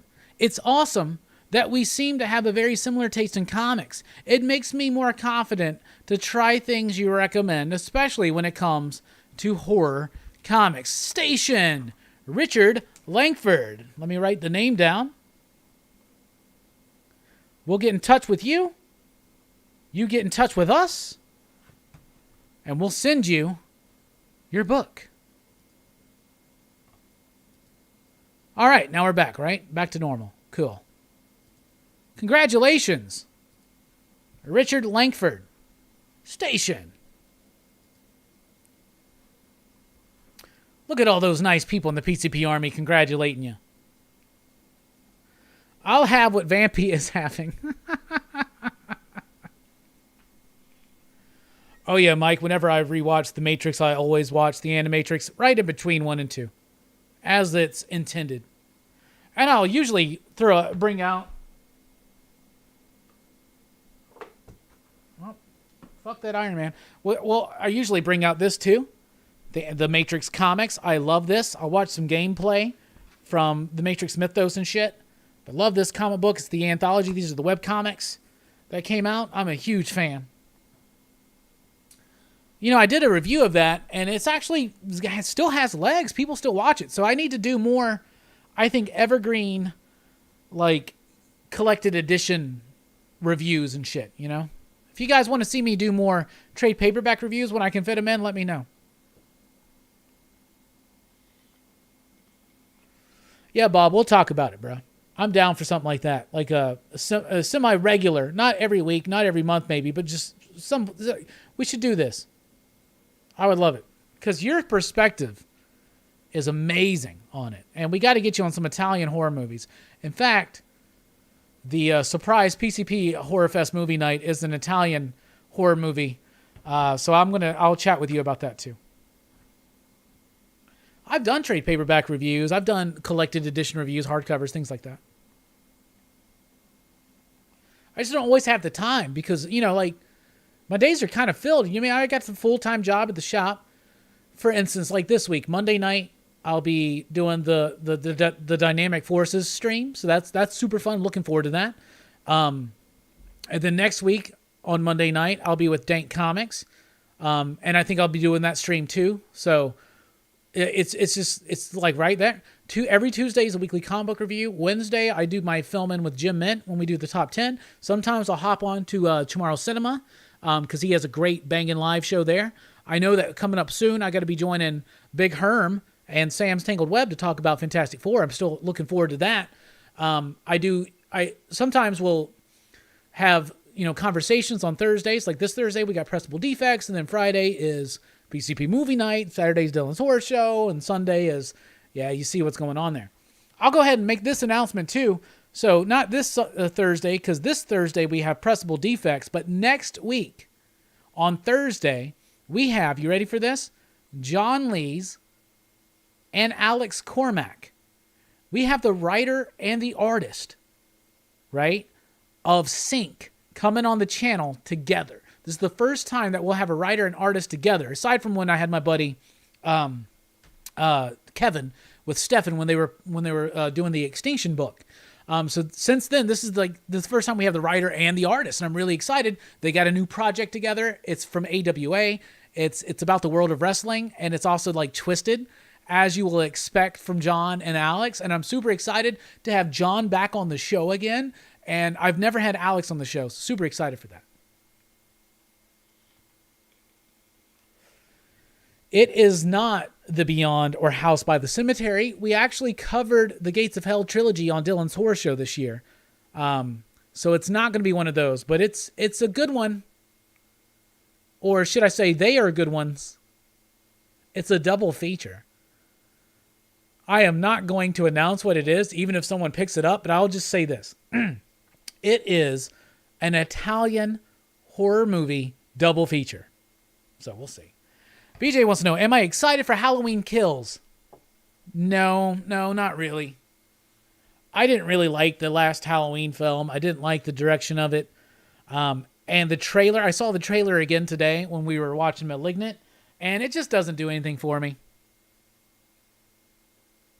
But that's just me. All right, we've been talking about The Matrix, because that's another trailer that came up. Yeah, some great books coming out from AWA. Really excited to have John Lees back on the channel, and to have Alex on the channel too. That's going to be a good show. All right, let's talk about The Matrix trailer. I loved it. I really did. I loved it. What do you think about the trailer? I have watched it way too many times. I have some things I want to talk about, some things I want to point out. So The Matrix Resurrections is the name of the movie. It comes out December 22nd, 2021. So 12, 22, 21. It's palindrome. I like that. It's a nice little bit right there. I think that's cool. The whole idea, it seems, behind this whole trailer, the whole marketing campaign was the choice is yours. If you went to the website, you could pick the red pill, you could pick the blue pill, and it would give you different teases into the trailer. So we're going to be picking up on those and from the actual trailer itself. First up, look at The Matrix. So this is the world of The Matrix, and it looks different. It doesn't have that green, like, shine to it. It doesn't have that, like, dank and depressing kind of... It looks a little bit more lively, hopeful, almost video game-esque. If you remember the end of The Matrix Revolutions, The Matrix was rebooted, and they were making it different. You know, if you don't remember the end of Matrix Revolutions, humanity now has a choice to escape or live in the Matrix. Every human gets the choice. And the Matrix itself was a little bit more uplifted as far as the look of it. That's what we're getting here.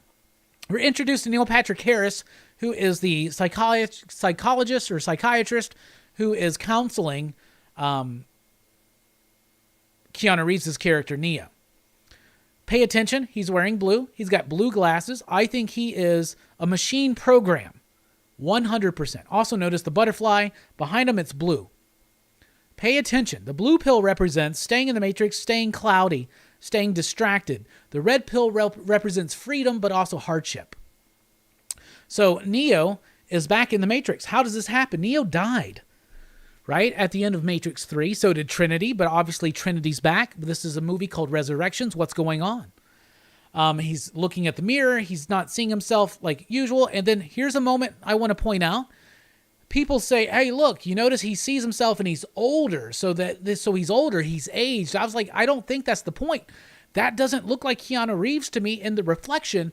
I think that what has happened is that at the end of Matrix 3, the machines absorbed the consciousness of Neo. Remember, he joined with the source code in order to defeat Agent Smith.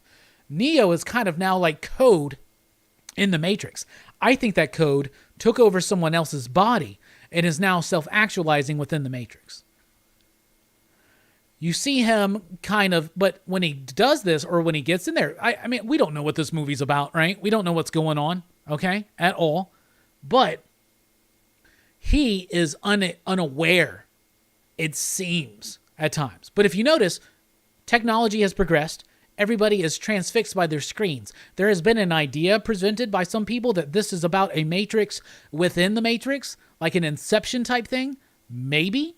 Who knows? But I love the bit where he doesn't feel connected to humanity because humanity doesn't seem to be connected to itself because everybody's fascination with their devices, right? So I love the name of this coffee shop, Similate. This is where a lot of the action scenes are going to happen, where he meets Trinity. So Trinity is in here too. How? Trinity died. What if Trinity's essence, because of how many times she's been in there, into the Matrix, I think that it's easily kind of explained how they're in the Matrix, because Neo just absorbs into the source, right? And then Trinity's been in there so much, they got their mental programming basically outlined. And I feel like they're going to try to recreate Trinity in the Matrix as a device of control for Neo, but we'll see. It's got a lot of action scenes. The trailer looked like it was going to give us some action galore. And we get a lot of familiar moments, stopping the bullets. Neo's got his powers. They're going to be activated, a lot more badass, very much more quick here. We got Trinity showing and displaying some kind of power, or somehow tripping out into multiple reality versions of her. I don't know, something like that, right? There's a lot of interesting stuff here. And in the trailer, you see this person awakening from the Matrix. And if you notice, the plug-in is different. It's not to that jack in the back of the head. It's to one in the back of the neck. Technology has progressed. And to me, this looks like Trinity. This could be a flashback, or they could have literally kept her alive, brought her back, saved her consciousness or something. I don't know. She's being used to distract Neo, I think. We also get these interesting bits here. In fact, this is from the trailer, but look at this. You know what that looks like to me? That is a scarred, blind, dead Neo being reinserted back into the Matrix, I think. That's what's going on there. That's a tiny little clip. This woman right here, I believe she is the new Oracle. Look at the glasses. She's the one in the book reading the Alice in Wonderland. Obviously, a lot of Alice in Wonderland themes going on here, traveling through mirrors. This was prevalent in all of the previous films, especially the first one. And maybe this is just me reaching too far. And if so, I apologize. But she has an uncanny resemblance, not just to the Oracle, but to this little girl with the Oracle at the end of the third Matrix film. So, hit the wrong button. Let's move back ahead. Sorry about that. So I think that she could be the same character. It would be interesting to see. Such a scrub, hitting the wrong button. Let's go back. Anyway, I feel like she's the new Oracle, is who she's going to be. Whether or not she's meant to be that kid from the end of the Matrix movies, it seems like she is meant to be the new Oracle. But we'll see. And then now let's talk about Morpheus, Yahya Abdul-Mateen II. I'm such a big fan of this dude's work. It is absolutely amazing. Watchmen, his role as Black Manta, one of the best parts of the Aquaman movie. Candyman, he was the best actor in that one. I loved his performance. He is playing Morpheus. He's confirmed it. How is Morpheus alive? They didn't even ask Lawrence Fishburne to come back. He's younger. What's going on? But it's obviously Morpheus. What does that mean? Well, there's some moments here. First of all, call back to the fight scene. I know Kung Fu, but now Neo, like I said, he's going to display his powers very quickly. And notice that Morpheus is wearing red. When we first meet him, he's got the red pill, time to fly. He's doing badass Morpheus stuff. Morpheus, by the way, is based on the King Mob character from Invisibles, which, of course, is Grant Morrison. But then we see moments in the trailer where it seems like Morpheus himself is awakening. He's somehow been resurrected in a younger form. Is he aware of this? Does he become aware of this? Is this flashback type stuff? Notice how the condensation on the mirror looks like Matrix code. I love that little tidbit there. I want to point out in this scene when he's with, what's her name? Jessica Hendrick, who played Colleen Wing in the Iron Fist and Defenders shows. He looks like he's dressed like an agent. So I think there's something really interesting going on with Morpheus in this movie. It's in the original. So Morpheus makes it through the trilogy, the original trilogy. In the Matrix Mythos video game, he dies trying to get the body of Neo back from the machines. I don't know if that's going to be canon, like Rob said from Geek Culture Explained, but he is dressed like an agent here for some reason. I would not hesitate to say that Morpheus is some kind of program now, or some kind of, maybe before he dies, Morpheus puts himself back into the code, right?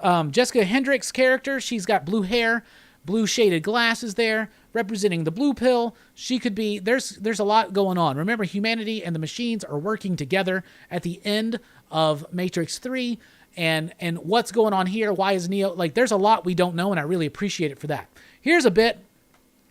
This is Morpheus, looking like he's kind of being put together by machines, by nanobots, in a blue shaded light.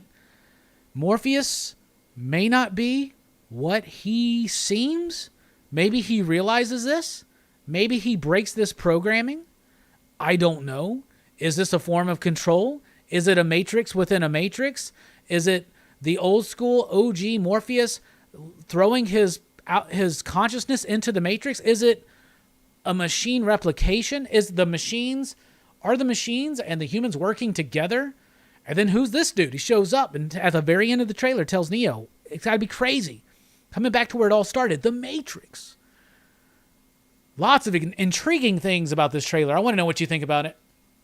I'm pumped. I'm ready for it. Some early insider information says that, like, Neo is back as Thomas Anderson, right? Mr. Anderson, he's a game software developer. He's created a game called The Matrix. So maybe going within the game is part. I don't know. But I'll tell you what. I have not been pumped for a movie like this in a long-ass time. So what do you think? Are you excited for The Matrix? Do you think it's going to suck? Do you think it's going to soar? What's your excitement level? Out of 5 you digs, how excited are you? I'm 5 you digs excited. Exactly. She's got red glasses, Taylor. See, and that's, I think the trailer is deep as fuck, so I can't even imagine what the damn movie's going to be.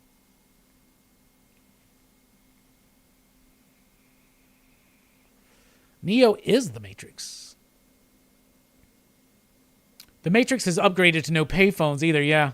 That's something that the Matrix, it makes the Matrix feel a little bit dated, the payphones. It does. Did David Lapham work on the Matrix comics? Did he? I know somebody mentioned Jeff Darrow did. He did. I think Lapham has, is it Lapham or Lapham? I think he has a story in here. There are a lot of people that are involved in here. Dave Gibbons, Troy Nixie, Peter Bagg. Yeah, David Lapham has one. There are no flowers in the real world. Yeah, Paul Chadwick, Tommy Lee Edwards, Jim Kruger, Tim Sale. Come on, y'all. Karen Grant, Ted McKeever, Kari Andrews, Michael Oeming. Come on, Bill Sienkiewicz, Neil Gaiman. It's just a who's who, right? Just a who's who. John Van Fleet. God, this is such a good book. Y'all need to get it. This is everything collected. That's a great cover, too. I love that cover. They did 2 covers. Neo is playing an actor that made The Matrix in The Matrix. Zach says, I think it's about The Matrix. Yeah, there you go. Zach says, I mean, well, we are already almost at the point where we can transfer our mind to computers, so we aren't too far off from cyborgism. Elon already got that chip at the pip. Okay, here's the other thing. He's taking these blue pills, and there's a moment in the trailer where you can actually see what the pills say, and it's like, oh my God, what is it? It's like ontology something. The something is like, it's like an antibacterial term, and the other one is ontology or whatever. It's like the study of metaphysical reality and reality, right? So it's almost like the rejection of reality. We're going to get some like Equilibrium 1984. Like, I think that the time is ripe right now for a new Matrix. And I'm ready. Could be a younger Oracle. I think it is. I think she becomes the Oracle. I think it's the little girl from the end. But I just want to say that just because it's not the same actor. And I don't want to say that just because it's an Indian actor. But like, she looks up at him knowingly. You know, I think she's the new Oracle for sure. Yeah, Mephisto's involved.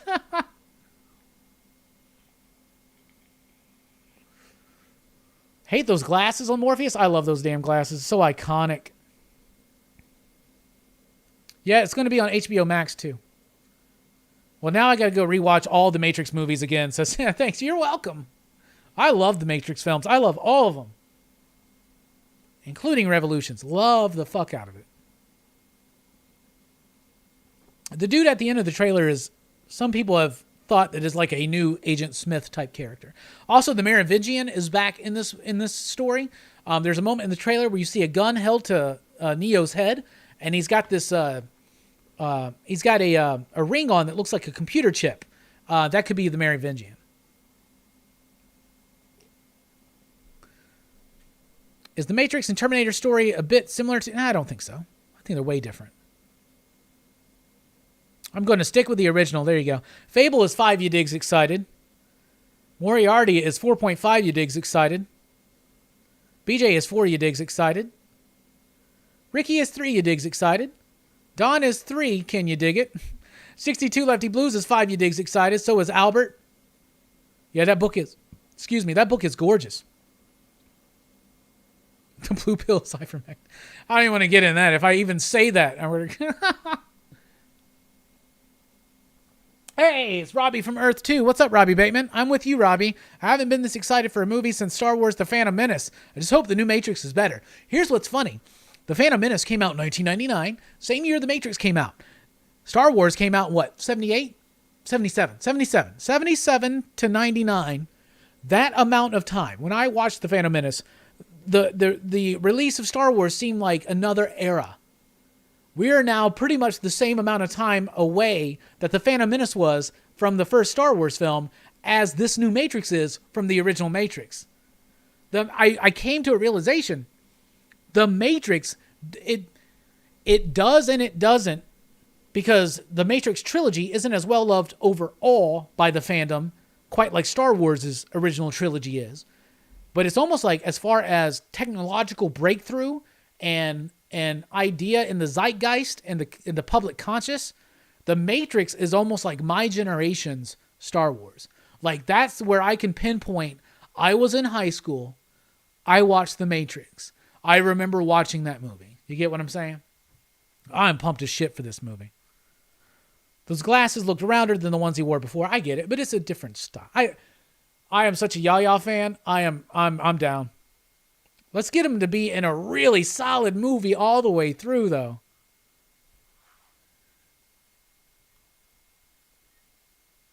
Ricky says, I give it 3 you digs as far as excitement for the Matrix trailer, but Robbie Billups' excitement has moved it to 4 you digs for me. Nice. Have you ever read the book Necromancer by William Gibson? No, but I got a copy of it that 62 Lefty Blues graciously sent me for my birthday. So I plan on it, but right now I finally started the final book of Dark Tower because I bought a copy of Dune that I want to read.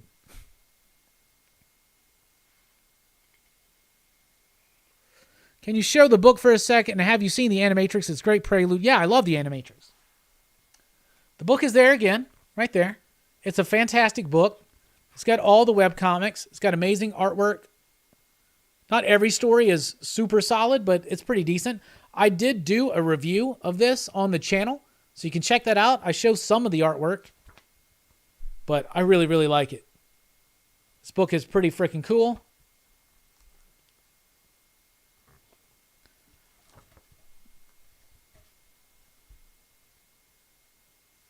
This is one of my prized possessions. That's why I put it up here so you can kind of always see it. The Jeff Darrow stuff, amazing. This shows the incident of when the first robot kind of revolts. Look at that Bill Sienkiewicz artwork. Oh, amazing. That book's amazing. Check out the review if you haven't already. Robbie, what do you think about the new Dune movie coming out? I am really looking forward to it. Really looking forward to it. I remember the movie vaguely from when I was younger. But I got the book now. So I'm going to try to finish Dark Tower and then get into that book. It is an awesome cover, isn't it? 3 you dig, says Taylor.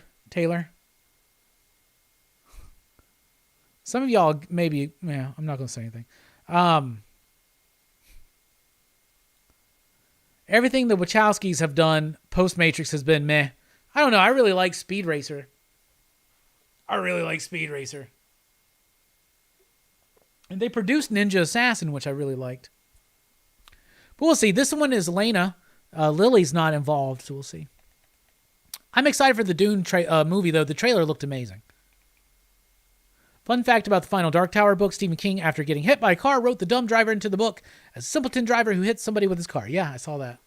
I've heard about that. Yeah, I've gotten to that part. That's in 6, isn't it?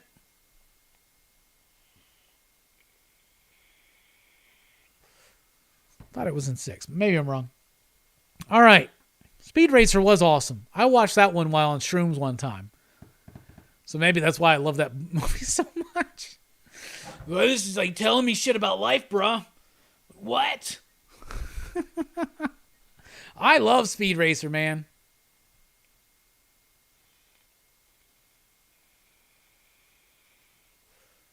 Speed Racer's great. Cautiously stoked for the new Matrix. All right.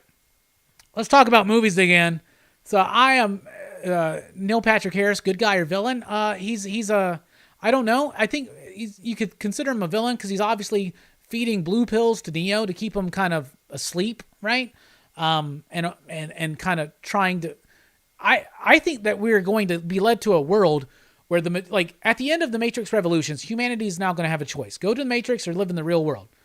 It doesn't seem like a good choice. I mean, honestly, right? Let's just say, put you in that position. Live in this shit-ass fucking post-apocalyptic world or go back to the Matrix. I think the majority of humanity chooses to go back to the Matrix.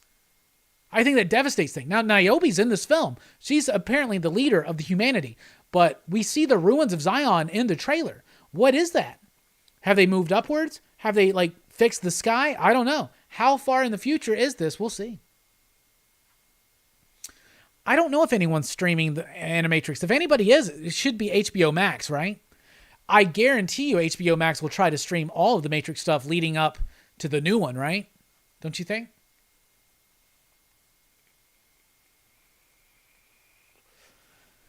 But I think the Neil Patrick Harris is a program. I think there's a lot of programs in this. I think Neo may be a program at this point. You could view him as that, right? Neo is the villain, much like Ralph Macchio in The Karate Kid. Is something is killing the children following a new arc? They're currently doing the House of Slaughter arc, or the, whatnot, but there'll be a different arc after that. Oh Brother says HBO has the trilogy streaming right now. Haven't seen the Animatrix on there yet. That's unfortunate. It should be on there. Animatrix is badass. All right, let's move on over. To a movie review. And now we're gonna review Malignant, the new James Wan film. No spoilers. But if you watched it, I want to know what you think too. So now it's time to talk about it.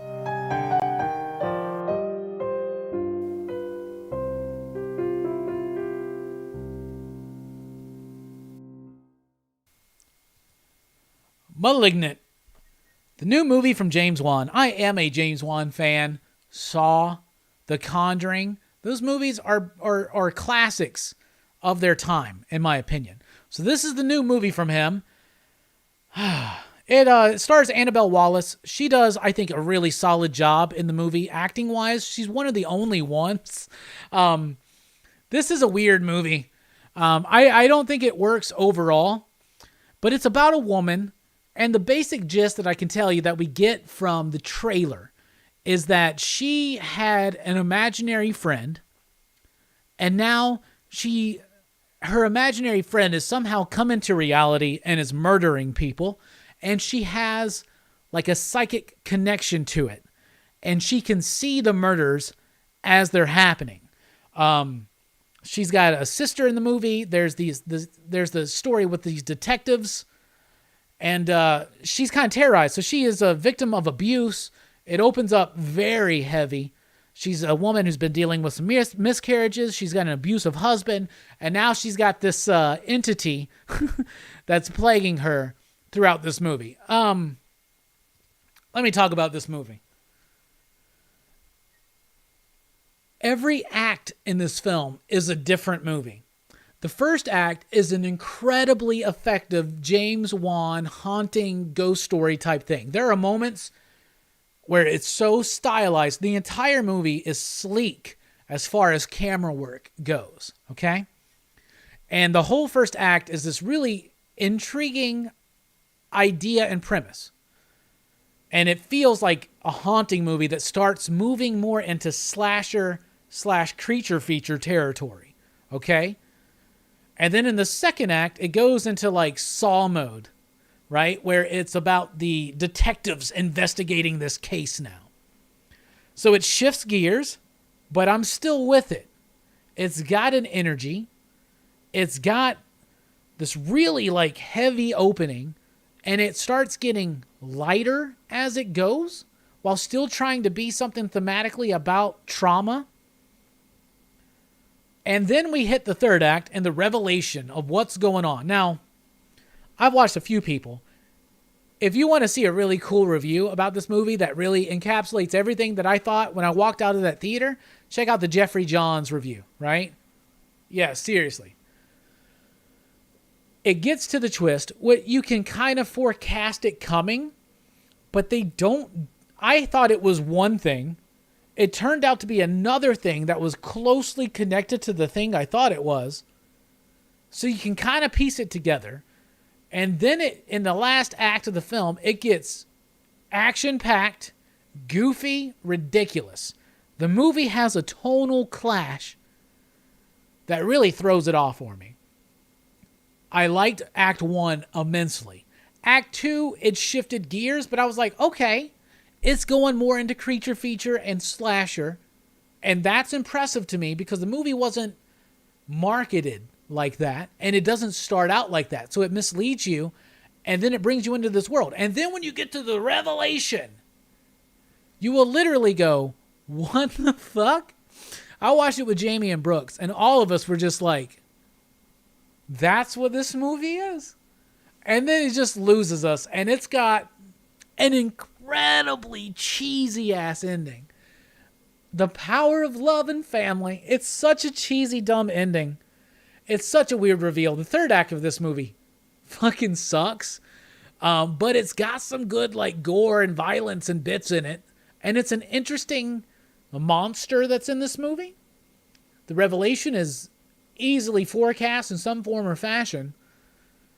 But it's got a tonal clash that doesn't work. The music in this movie is amazing. The best character is Annabelle Wallis's character of Madison. But she doesn't have much to work with. The music is really good, but it's like music from the early aughties horror films, like Saw, Hostel type music. It's got classical music, like you would imagine in The Conjuring, or like an old school Gothic Hammer movie. Like you have that kind of stuff, and then you have like 80s synthwave horror movie music, and that's literally they're doing three different movies, and I think maybe they are trying to bridge it. They're trying to do like the classic ghost story, like The Haunting. They're trying to do the 80s slasher film, and creature feature, and they're trying to do. Like, maybe this movie is trying to be rather brilliant and capture three eras of horror, like 70s, 80s, 2000s. But, like, I don't know, it's so goofy. But I can see this being one of those movies that's so goofy and bad at the end that you have fun with it. The problem is it's so trying to be deep and resonating at first that it throws it all off balance. So I can't really recommend this movie. There is a quality to it I like. But overall, I will give Malignant 3 ya digs. I'll give it 3 ya digs because it does start really good.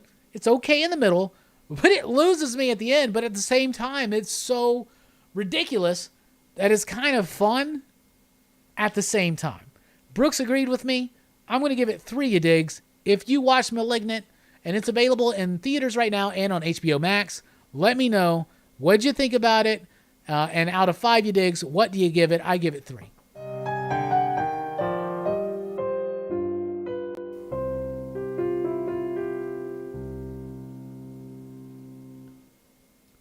Well, Dawn, I can't wait until Abbott and Costello meet Malignant. That would be a really good one. So this is a horror version of Drop Dead Fred. When I first covered the trailer in the Weekly Pop Culture Wrap-Up, that's what I said. It's a little bit different than that, though. Zach's a scaredy cat for horror movies. Malignant was a basket case remake. That's kind of spoilery, actually. Dude, the thing with 2 heads with Rosie Greer was better than this trash.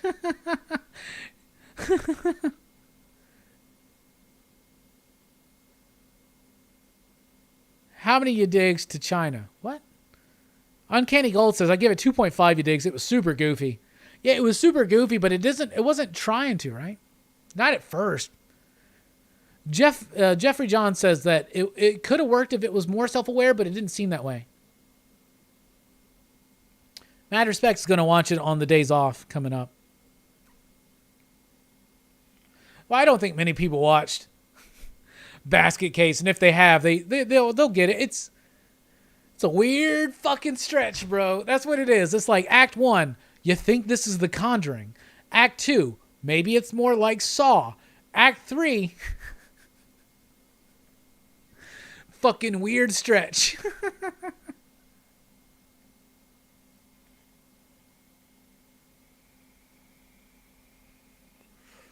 Hell yeah. All right, and we got a super chat from Philip. Station, everyone. Just want to stop in and show some love. Matrix 4 is about to be lit. I agree.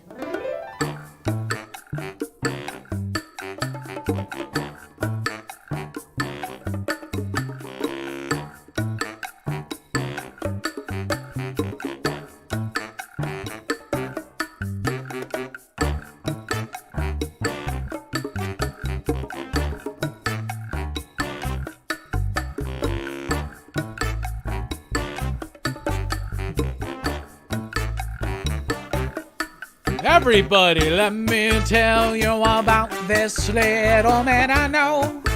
His name is Hellboy. He was sent to the earth some long time ago to save and destroy brought to this earth by Rasputin, son of a demon and a nun who had sex with the demon, but was raised by Professor Broom. Now he fights those evil and monsters, and he fights with the man who's a fish named Abe. Now he fights with a fire starter on the habituated and an ectoplasmic mess named Seth MacFarlane. What? BPRD.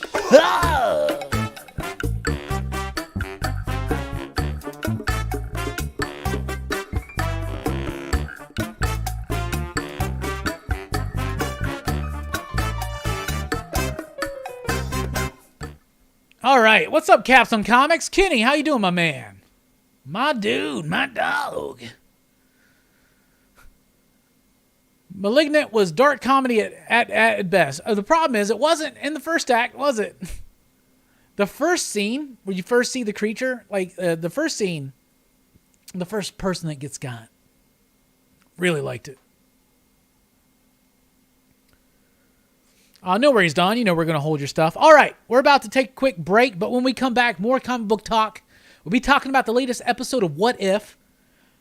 We'll be talking about our favorite movies of 1991. So on the break, look at 1991. What movies do you like?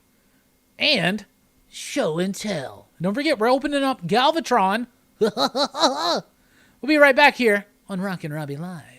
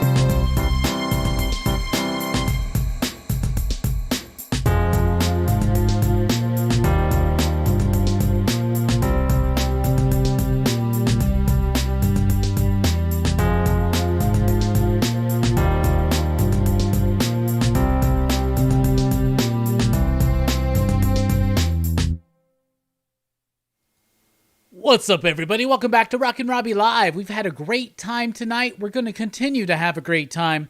I am your host, Rockin Robbie Billups. We've had a lot of fun talking about comic books, movies, pop culture, and a whole lot more.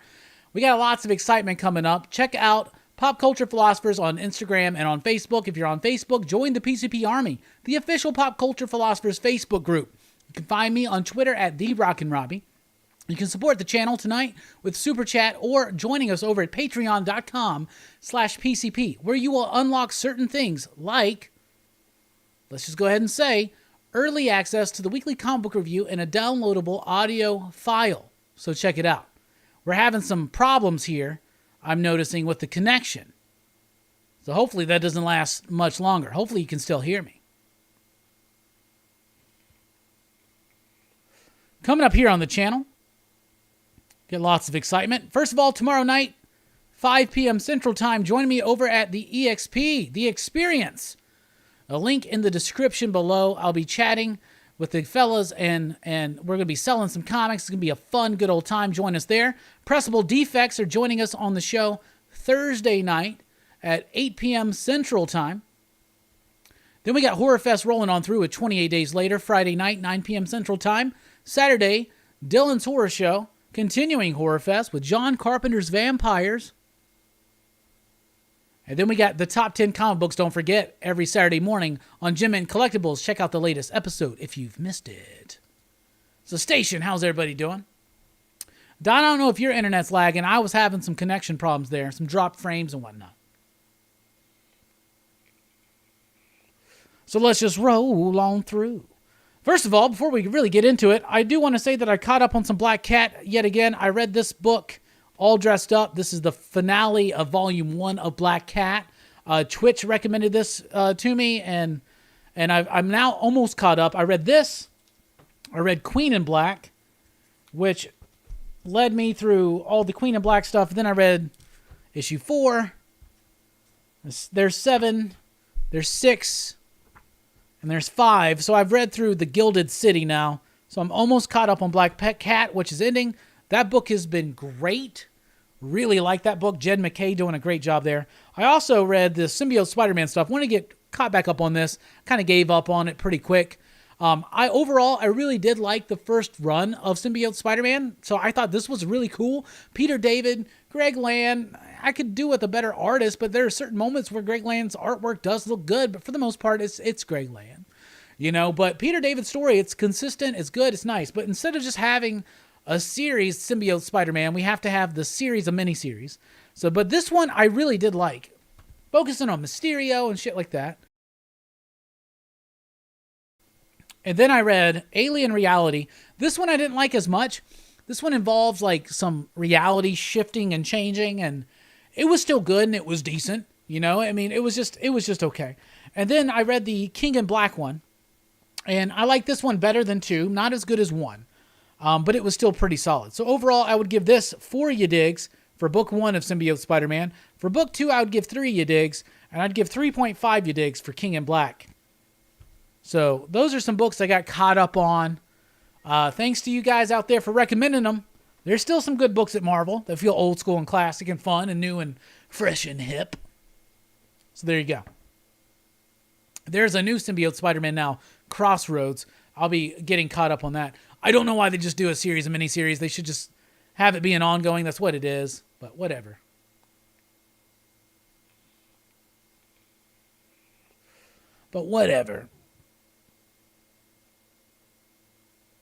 Oh, William already throwing out his 91 film picks.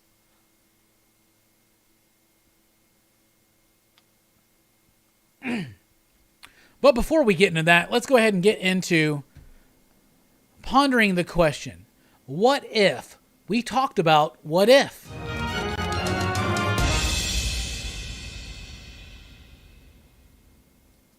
All right, what if episode 5 for me was the worst of the series so far? It was the one that I was probably the most excited for, to be honest. It's the Marvel Zombies episode. There will be some spoilers for What If episode 5. What If Zombies. That's what it's called. So I was really intrigued with the idea of bringing Marvel Zombies in. And I do like some nods that they made to the Robert Kirkman original series with Sean Phillips. For instance, the fact that somebody, Vision, is keeping, in the original comic it's Hank Pym, but they're keeping T'Challa alive so they can slowly eat him and like figure out. It's a little bit different in the book. In the original book, Hank Pym is slowly eating T'Challa because when they eat, they go back to like a little bit more of their human mind. And he's trying to like solve the problem, but he needs to stay focused mentally. And the only way to do that is to slowly eat Black Panther. So they kind of throw a nod to that in this one. But overall, I didn't really like it. It felt out of place. Like, okay, so first of all, with the voice acting, it's fine. We also have Chadwick Boseman in this episode. We thought that his last performance was episode 2, but he's actually doing the voice of T'Challa in here. It's a little bit more, so that's why they didn't promote that one, right? Evangeline Lilly is Hope Van Dyne. You got some people coming back, but it doesn't work. One thing that doesn't work for me here is Spider-Man. Spider-Man feels out of place in this story, and it almost feels like I know Spider-Man and I know that he's funny, but they just didn't quite hit how I think Spider-Man would react to the zombie apocalypse.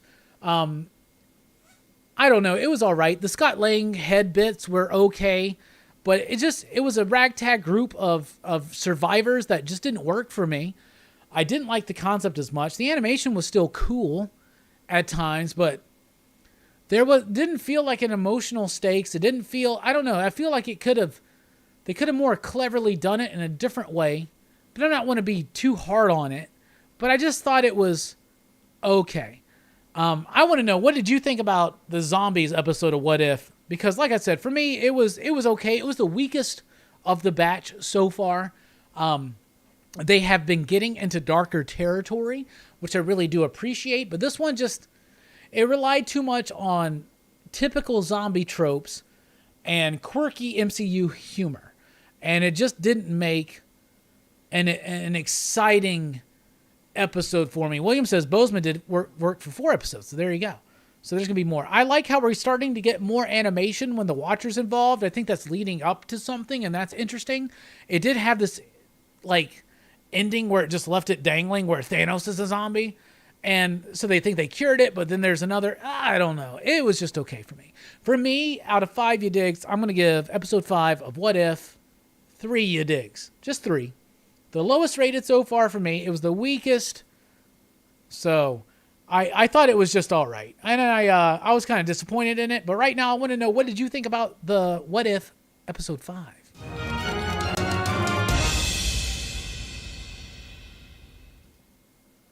Tim says, I was very disappointed by this episode. Also feel like the writing is so bad sometimes. I can't tell if they're using sound bites. Cool ideas, kinda, but nothing worked or felt like it mattered. And then Caps on Comics says, I hated it, and I don't use the word hate that much. I don't like zombie films, and if you're trying to talk about Uncle Ben, you should have done it in a better way. You're right, this is the first time we've heard the name Uncle Ben mentioned. So that's interesting. I wouldn't say I hated it, but it was definitely a disappointment for me because I've been liking What If so far. I definitely think this was the weakest so far. Some What Ifs need to be more than 30 minutes. I agree, William.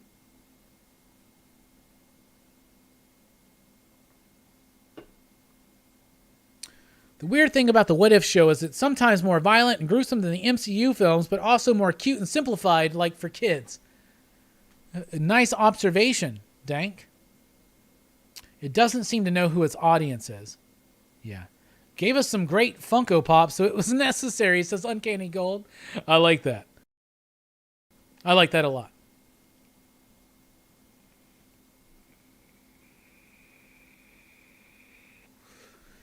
It had moments I liked, but like, who was the group? So Black Panther eventually joined, so who was in there? It was Spider-Man, it was Doctor Strange's cape, Ant-Man's head, the Wasp, Happy Hogan. We had Jon Favreau come back as Happy Hogan. None of the deaths seemed to matter. They didn't feel like, I don't know, man. And even the deaths, out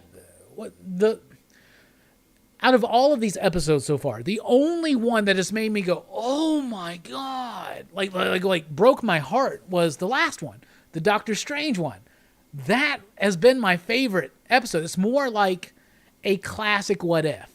You know, like where it goes dark, it goes wrong, and it's sad. The zombies one wasn't sad. Zombie movies need to be sad. The idea. And someone I was talking to, I think it was Brooks. I think Brooks said this. Was like when Bucky killed Falcon and when he killed Cap, the emotional resonance wasn't there. And one thing, like for instance, this week we're talking about 28 Days Later on Horror Fest, right? And one thing about this movie is that it is incredibly sad. And there are moments of the best Romero films. We're talking Day of the Dead, Dawn of the Dead. There's fucking sad. You know, like it's tragic. The tragedy. And sometimes horror movies don't always need to lean into tragedy, but zombie movies need to, I think. And this one the tragedy didn't feel worth it or deserved. Cap says, Doctor Strange broke my heart. That was a fantastic fucking episode. It zigzagged too much between horror, comedy, and drama. Aside from that, I enjoyed it quite a bit, says Kirby. 3.5 you digs. Fair enough, I get it. Tim says, 4 has been the best, but I think they've teased something bigger at the end with Zombie Thanos. The only stone he didn't have was the stone used in the episode. Here's the other thing. They have revealed that some of these versions of What If characters may appear in Doctor Strange. So I bet you think we're getting a zombie Thanos? I think so. Yes, 28 Days Later is the one with Cillian Murphy. Is it Killian or is it Cillian? I think it's Killian with the hard C. Killian, right? Maybe I'm wrong. If you know, let me know. I'm going to have to look it up. What if, though? I mean, I think overall, overall, I like the show. You know, 3.0 you digs is average. It's okay. Like, it's just okay. This is one that, like, I didn't mind watching it, but it's not one where I'm like, oh, I got to rewatch that episode. For me, the Doctor Strange one has been the best by far. Episode 4. I think right now my ranking would be 4, 2, 1, 3, 5.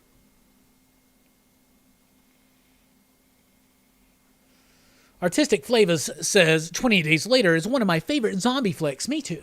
Me too. Lots of homages to Romero movies there too. Kirby agrees. The Doctor Strange episode is my favorite so far. Second is T'Challa Star-Lord. Yes. 4, then 2. And then for me, 1, 3, and 5.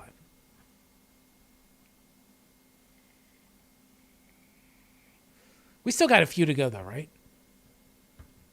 Are all episodes connected at the end? No. But I do think that they're building to something where the watcher gets more involved by the last episode because the watcher is more than just a silhouette now, you know?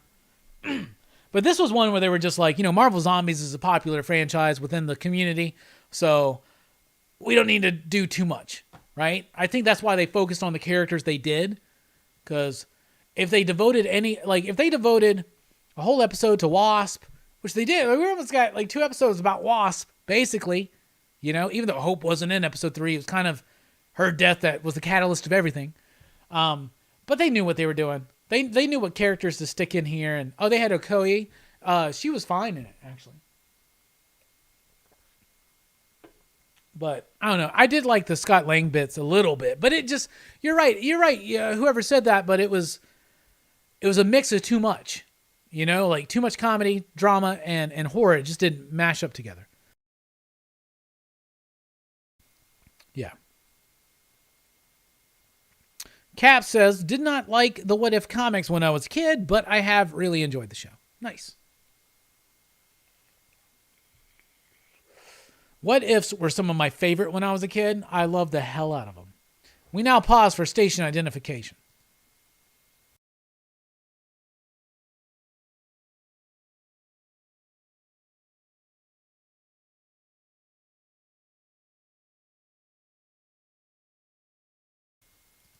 All right, moving along. All right, I hope you thought about it. It's time to reveal our favorite movies of 1991. Now, 1991 was not quite as difficult for me, I will say, as 1990. But it still had some bangers. So first of all, honorable mentions to Cadence, Point Break, and The Fisher King.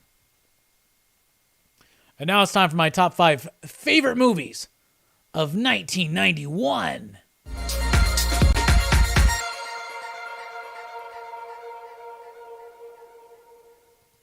At number 5, I'm going The Addams Family. I love this movie every time I watch it. Raul Julia as Gomez. I mean, come on. Angelica Houston as Morticia.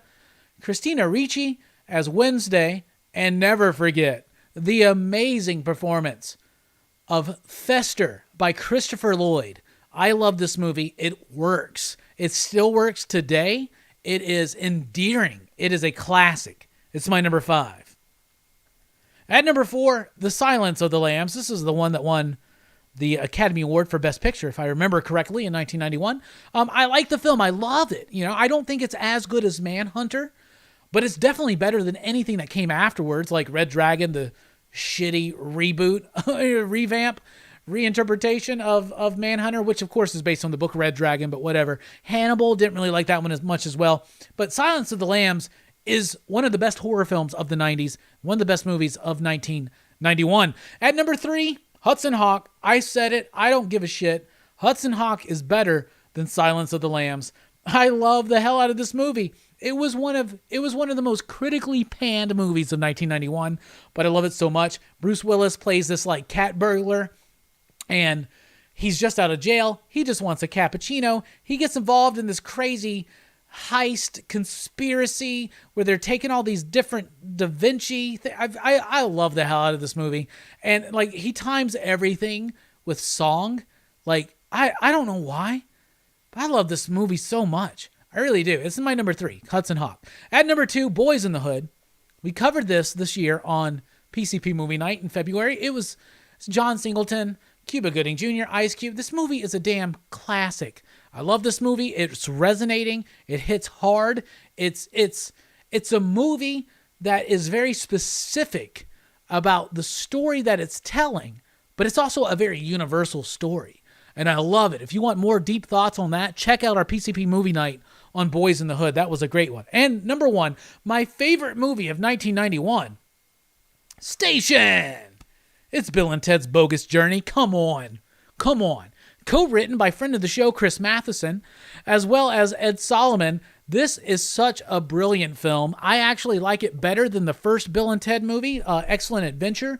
It's my favorite of the 3. They dive into some deep concepts. They go to heaven. They go to hell. They die. Like, this movie's infectious. We obviously covered the Bill and Ted movies last year in August. We did all 3 of them. Check out those reviews. But like, Bill and Ted's Bogus Journey is my favorite. The involvement of death, classic. It's amazing. This is where the station bit comes from. So if you're ever wondering, where's Station? What station? It comes from this movie. This is a fantastic film. So to recap, my favorite films of 1991, I want to know right now, out there in the chat, in the comments, let us know, what's your favorite movies from 1991? My number 5, The Addams Family. Don't sleep on it. Number 4, Silence of the Lambs. Number 3, Hudson Hawk. I said it. Number 2, Boys in the Hood.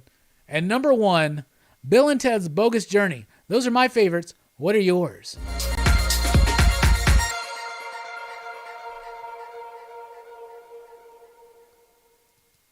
I mean, you know that it's no coincidence that in whatever year it comes out in, the Bill and Ted movie is my favorite. I mean, my favorite movie of 89, Bill and Ted's Excellent Adventure. Favorite movie of 1991, Bill and Ted's Bogus Journey. My favorite movie of 2020, Tenet. It wasn't Face of Music, it was Tenet. Yeah, never mind. Falls apart there. Don says, I saw Point Break in theater. I was in the 9th grade. Hell yeah. That's weird, Slot. It's a weird thing to say. All right. William had said, here we go, 1991 picks for William. Silence of the Lambs, Dragon Ball Z, Cooler's Revenge, Star Trek VI, and Freddy's Dead, The Final Nightmare. All right. There you go. Uncanny Gold says, 1991 was lit. My top 3, Terminator 2, Judgment Day, People Under the Stairs, and What About Bob? What About Bob was almost on my list. T2 I thought was 92. I thought T2 was 92. Was I wrong? Was it on there? Did I mess up? Let's see.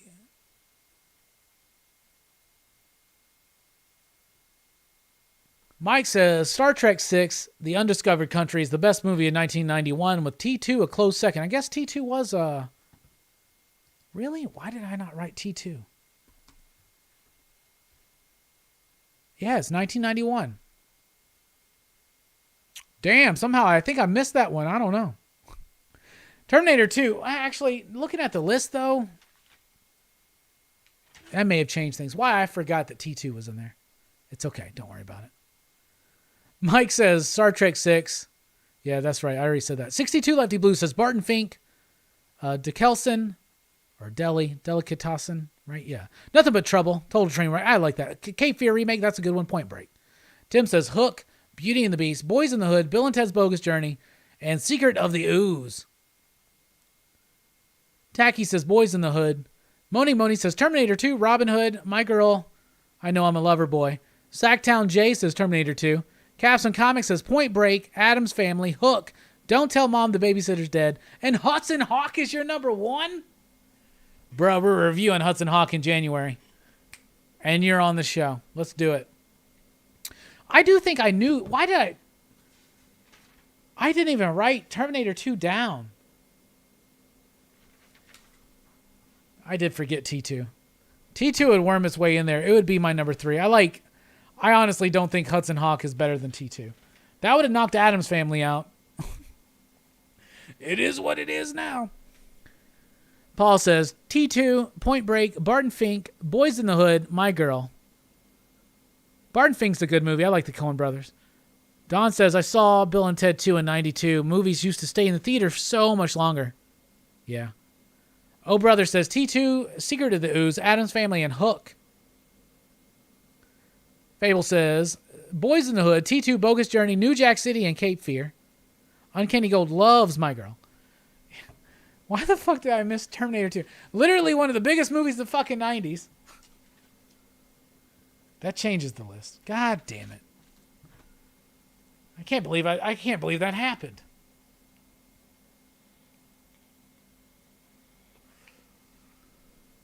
All right, revised list. Number 5. Silence of the Lambs. Number 4, Hudson Hawk. Number 3, T2 Judgment Day. Number 2, Boys in the Hood. Number 1, Bogus Journey.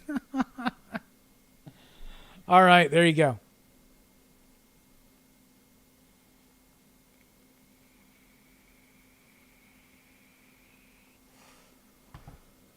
You must give a shot for the Resistance Uprising. I don't know.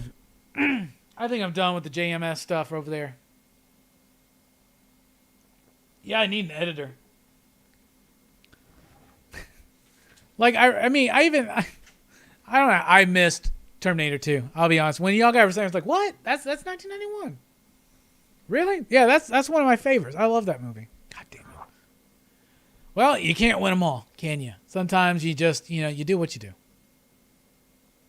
Why haven't I been reading Moths? I haven't liked the Resistance, so that's why. Maybe I'll read the trades. My list is based on when I first saw them. Of course, I watched those movies a lot. Yeah, we're hitting the point where I'm very aware of these movies. You know what I'm saying? I vividly remember these releases. 91, I'm 10. So, Predator 2. Have you read any Valiant? I read it here and there, but nothing at Valiant of recent has kept my interest. So I'm excited to check out the new Harbinger book. It's in my inbox right now. We'll see.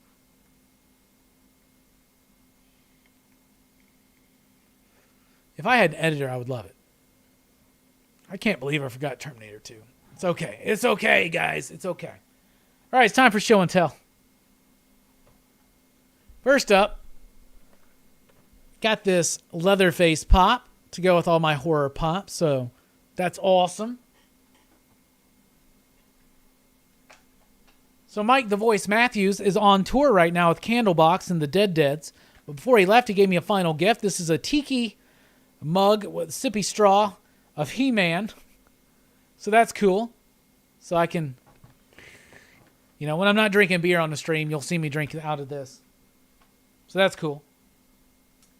I got my superpowers. I've been finding them, putting them behind me. I found a couple more that I hadn't found in a while, but there's my Steppenwolf superpowers figure. And this was one of my favorites when I was a kid. There's my Dr. Fate superpowers figure. Arms barely work, but it doesn't matter. Still got the cape, though. That's a dope figure. Got this not too long ago. I got it loose. It wasn't in package, but it's a medieval Spawn figure that's like badass. Look at that. I think it's the second one they did. It's pretty dope. Zach likes the Fantastic Four Thanos. Thank you. I think that's the first Thanos figure they ever did.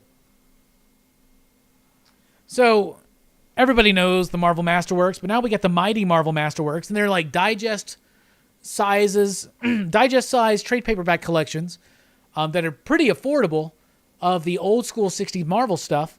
So I did finally get the Amazing Spider-Man. I wanted to get the direct market one, but we sold out. Diamond was sold out, so I wasn't able to get it. So I had to go ahead and get the other one. But this is the first 10 issues of Amazing Spider-Man plus Amazing Fantasy for only like $15. So like that's cool. Here's the thing though. I also got the X-Men one, but I was able to get the direct market one, which has the original Kirby cover. This on the direct market edition of this one has the Amazing Fantasy 15, but I was like, doesn't matter. Just one of them. I'll get the everybody version, the Michael Cho cover, but for the rest, I'm going to get this. But look at that. The goddamn spines are different. On the direct market ones, it highlights Mighty Marvel Masterworks, the X-Men. And then on this one, it says Mighty Marvel Masterworks, the Amazing Spider-Man with great power.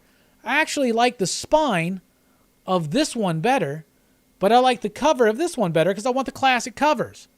Anyway, Epic Collections go in and out of print, so have these. But I decided, like, for X-Men, Hulk, Spider-Man, and Avengers, I'm just going to be getting these because this is a nice way to have it physically. I don't care that they're digest. They're cheap, and they'll look cool on the shelf together, except for I will always have this different version of the Spider-Man one. It's going to piss me off. It's really going to piss me off. Hey, Steph's here. Station. I got in on the Spawn action figure Kickstarter from last year. Those are some badass figures. Yes, I got one right over there. The next one Todd's doing is a medieval Spawn, so he's doing another one.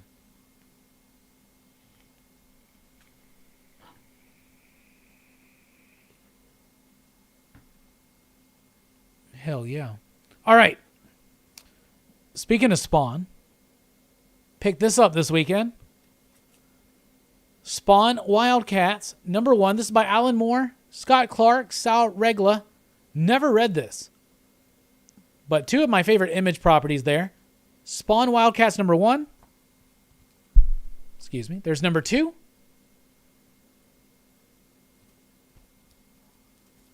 There's #3.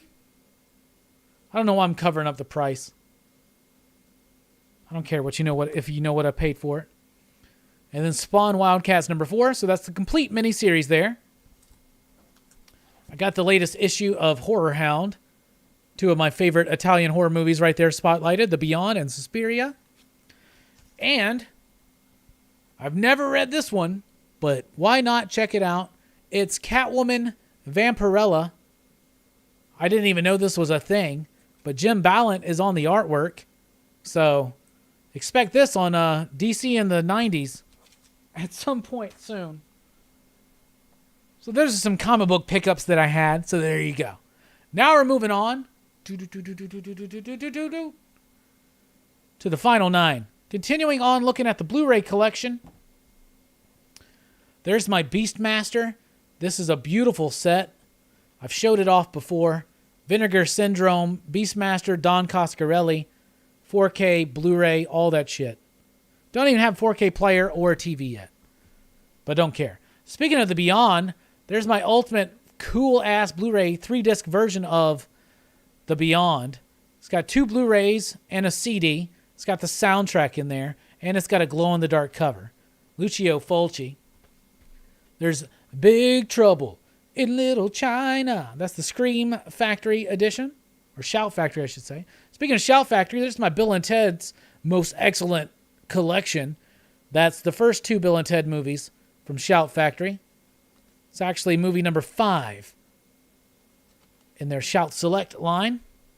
It's a double feature. There's my copy of The Bird with Crystal Plumage, Dario Argento. That's the Arrow edition. Love that film. There's Black Christmas. You know me. I love this movie. We covered this movie in Horror or Christmas Fest last year. So check it out. This movie is awesome. That's the Scream Factory edition. There's my copy of Black Panther with the foil-ish slip cover. Hell yeah. And 2 of the greatest Marvel movies ever made. There's my copy of Blade. And rounding up the final 9, my copy of Blade 2. So there you go. Station. I have to get that Beastmaster 4K. Sweet. Yeah, Beastmaster's a cool one. That's a really good set, bruh. And you get it at Vinegar Syndrome. They do some really good movies. Lots of cult classics, super rare shit sometimes. Forgotten about stuff, you know what I'm saying? Anyway, that's the final 9. That's the show. Thank you all so much for being here. We appreciate the super chats. We appreciate the support. Like I said, don't forget, coming up here on the channel and elsewhere, tomorrow night I'll be on the EXP. There's a link in the description below. I'll be going live with them, selling comics at 5 p.m. Central Time. Join us there. It's going to be fun. Pressable Defects. Going to be here Thursday night, 8 p.m. Central Time. Horror Fest at 9 p.m. Central Time on Friday night. 28 Days Later is the movie of the week. And then on Dylan's Horror Show is John Carpenter's Vampires. That's Saturday night. And every Saturday I do my top 10 comic books with Jim Mint over at Jim Mint Collectibles. Check out the latest video available right now. Lots of fun stuff coming up here at PCP. We really do appreciate you all being here. Thank you so much for all of the support. We love you. Y'all have a good one. Station. Keep on reading. Keep on loving. Keep on living. Deuces.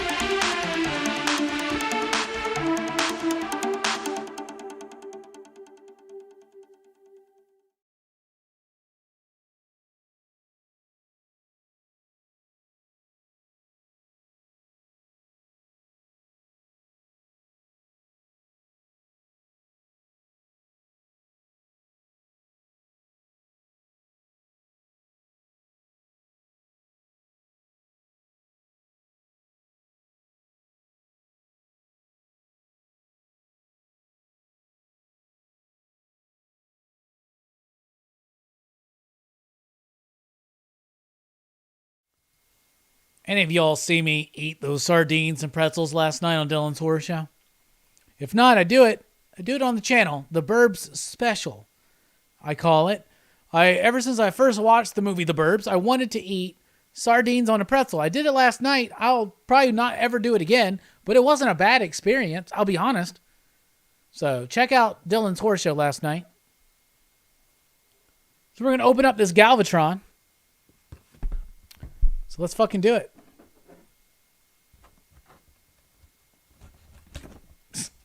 Don't cut yourself, man.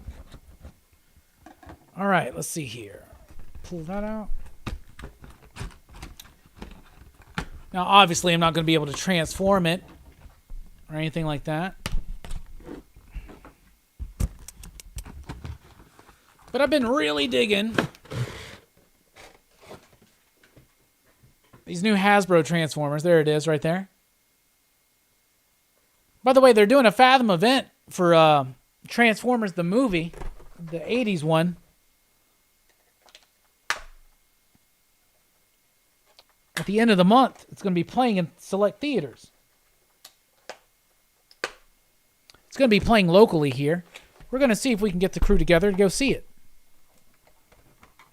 The problem is the timing of the episodes.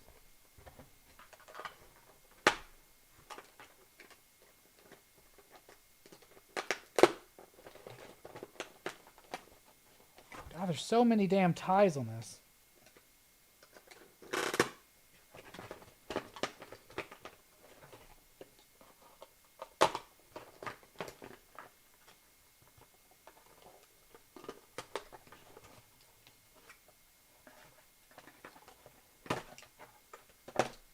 There we go. This is good enough for now. Old Galvatron. He's going to turn into his little cannon thing. We'll figure that out later. Hell yeah, sweet looking figure though. Never had a Galvatron. I like these new ones because they have posability. They look cool as Transformers. They look cool in their alt modes. So I'm excited to see what this one looks like. I'm a big Megatron fan.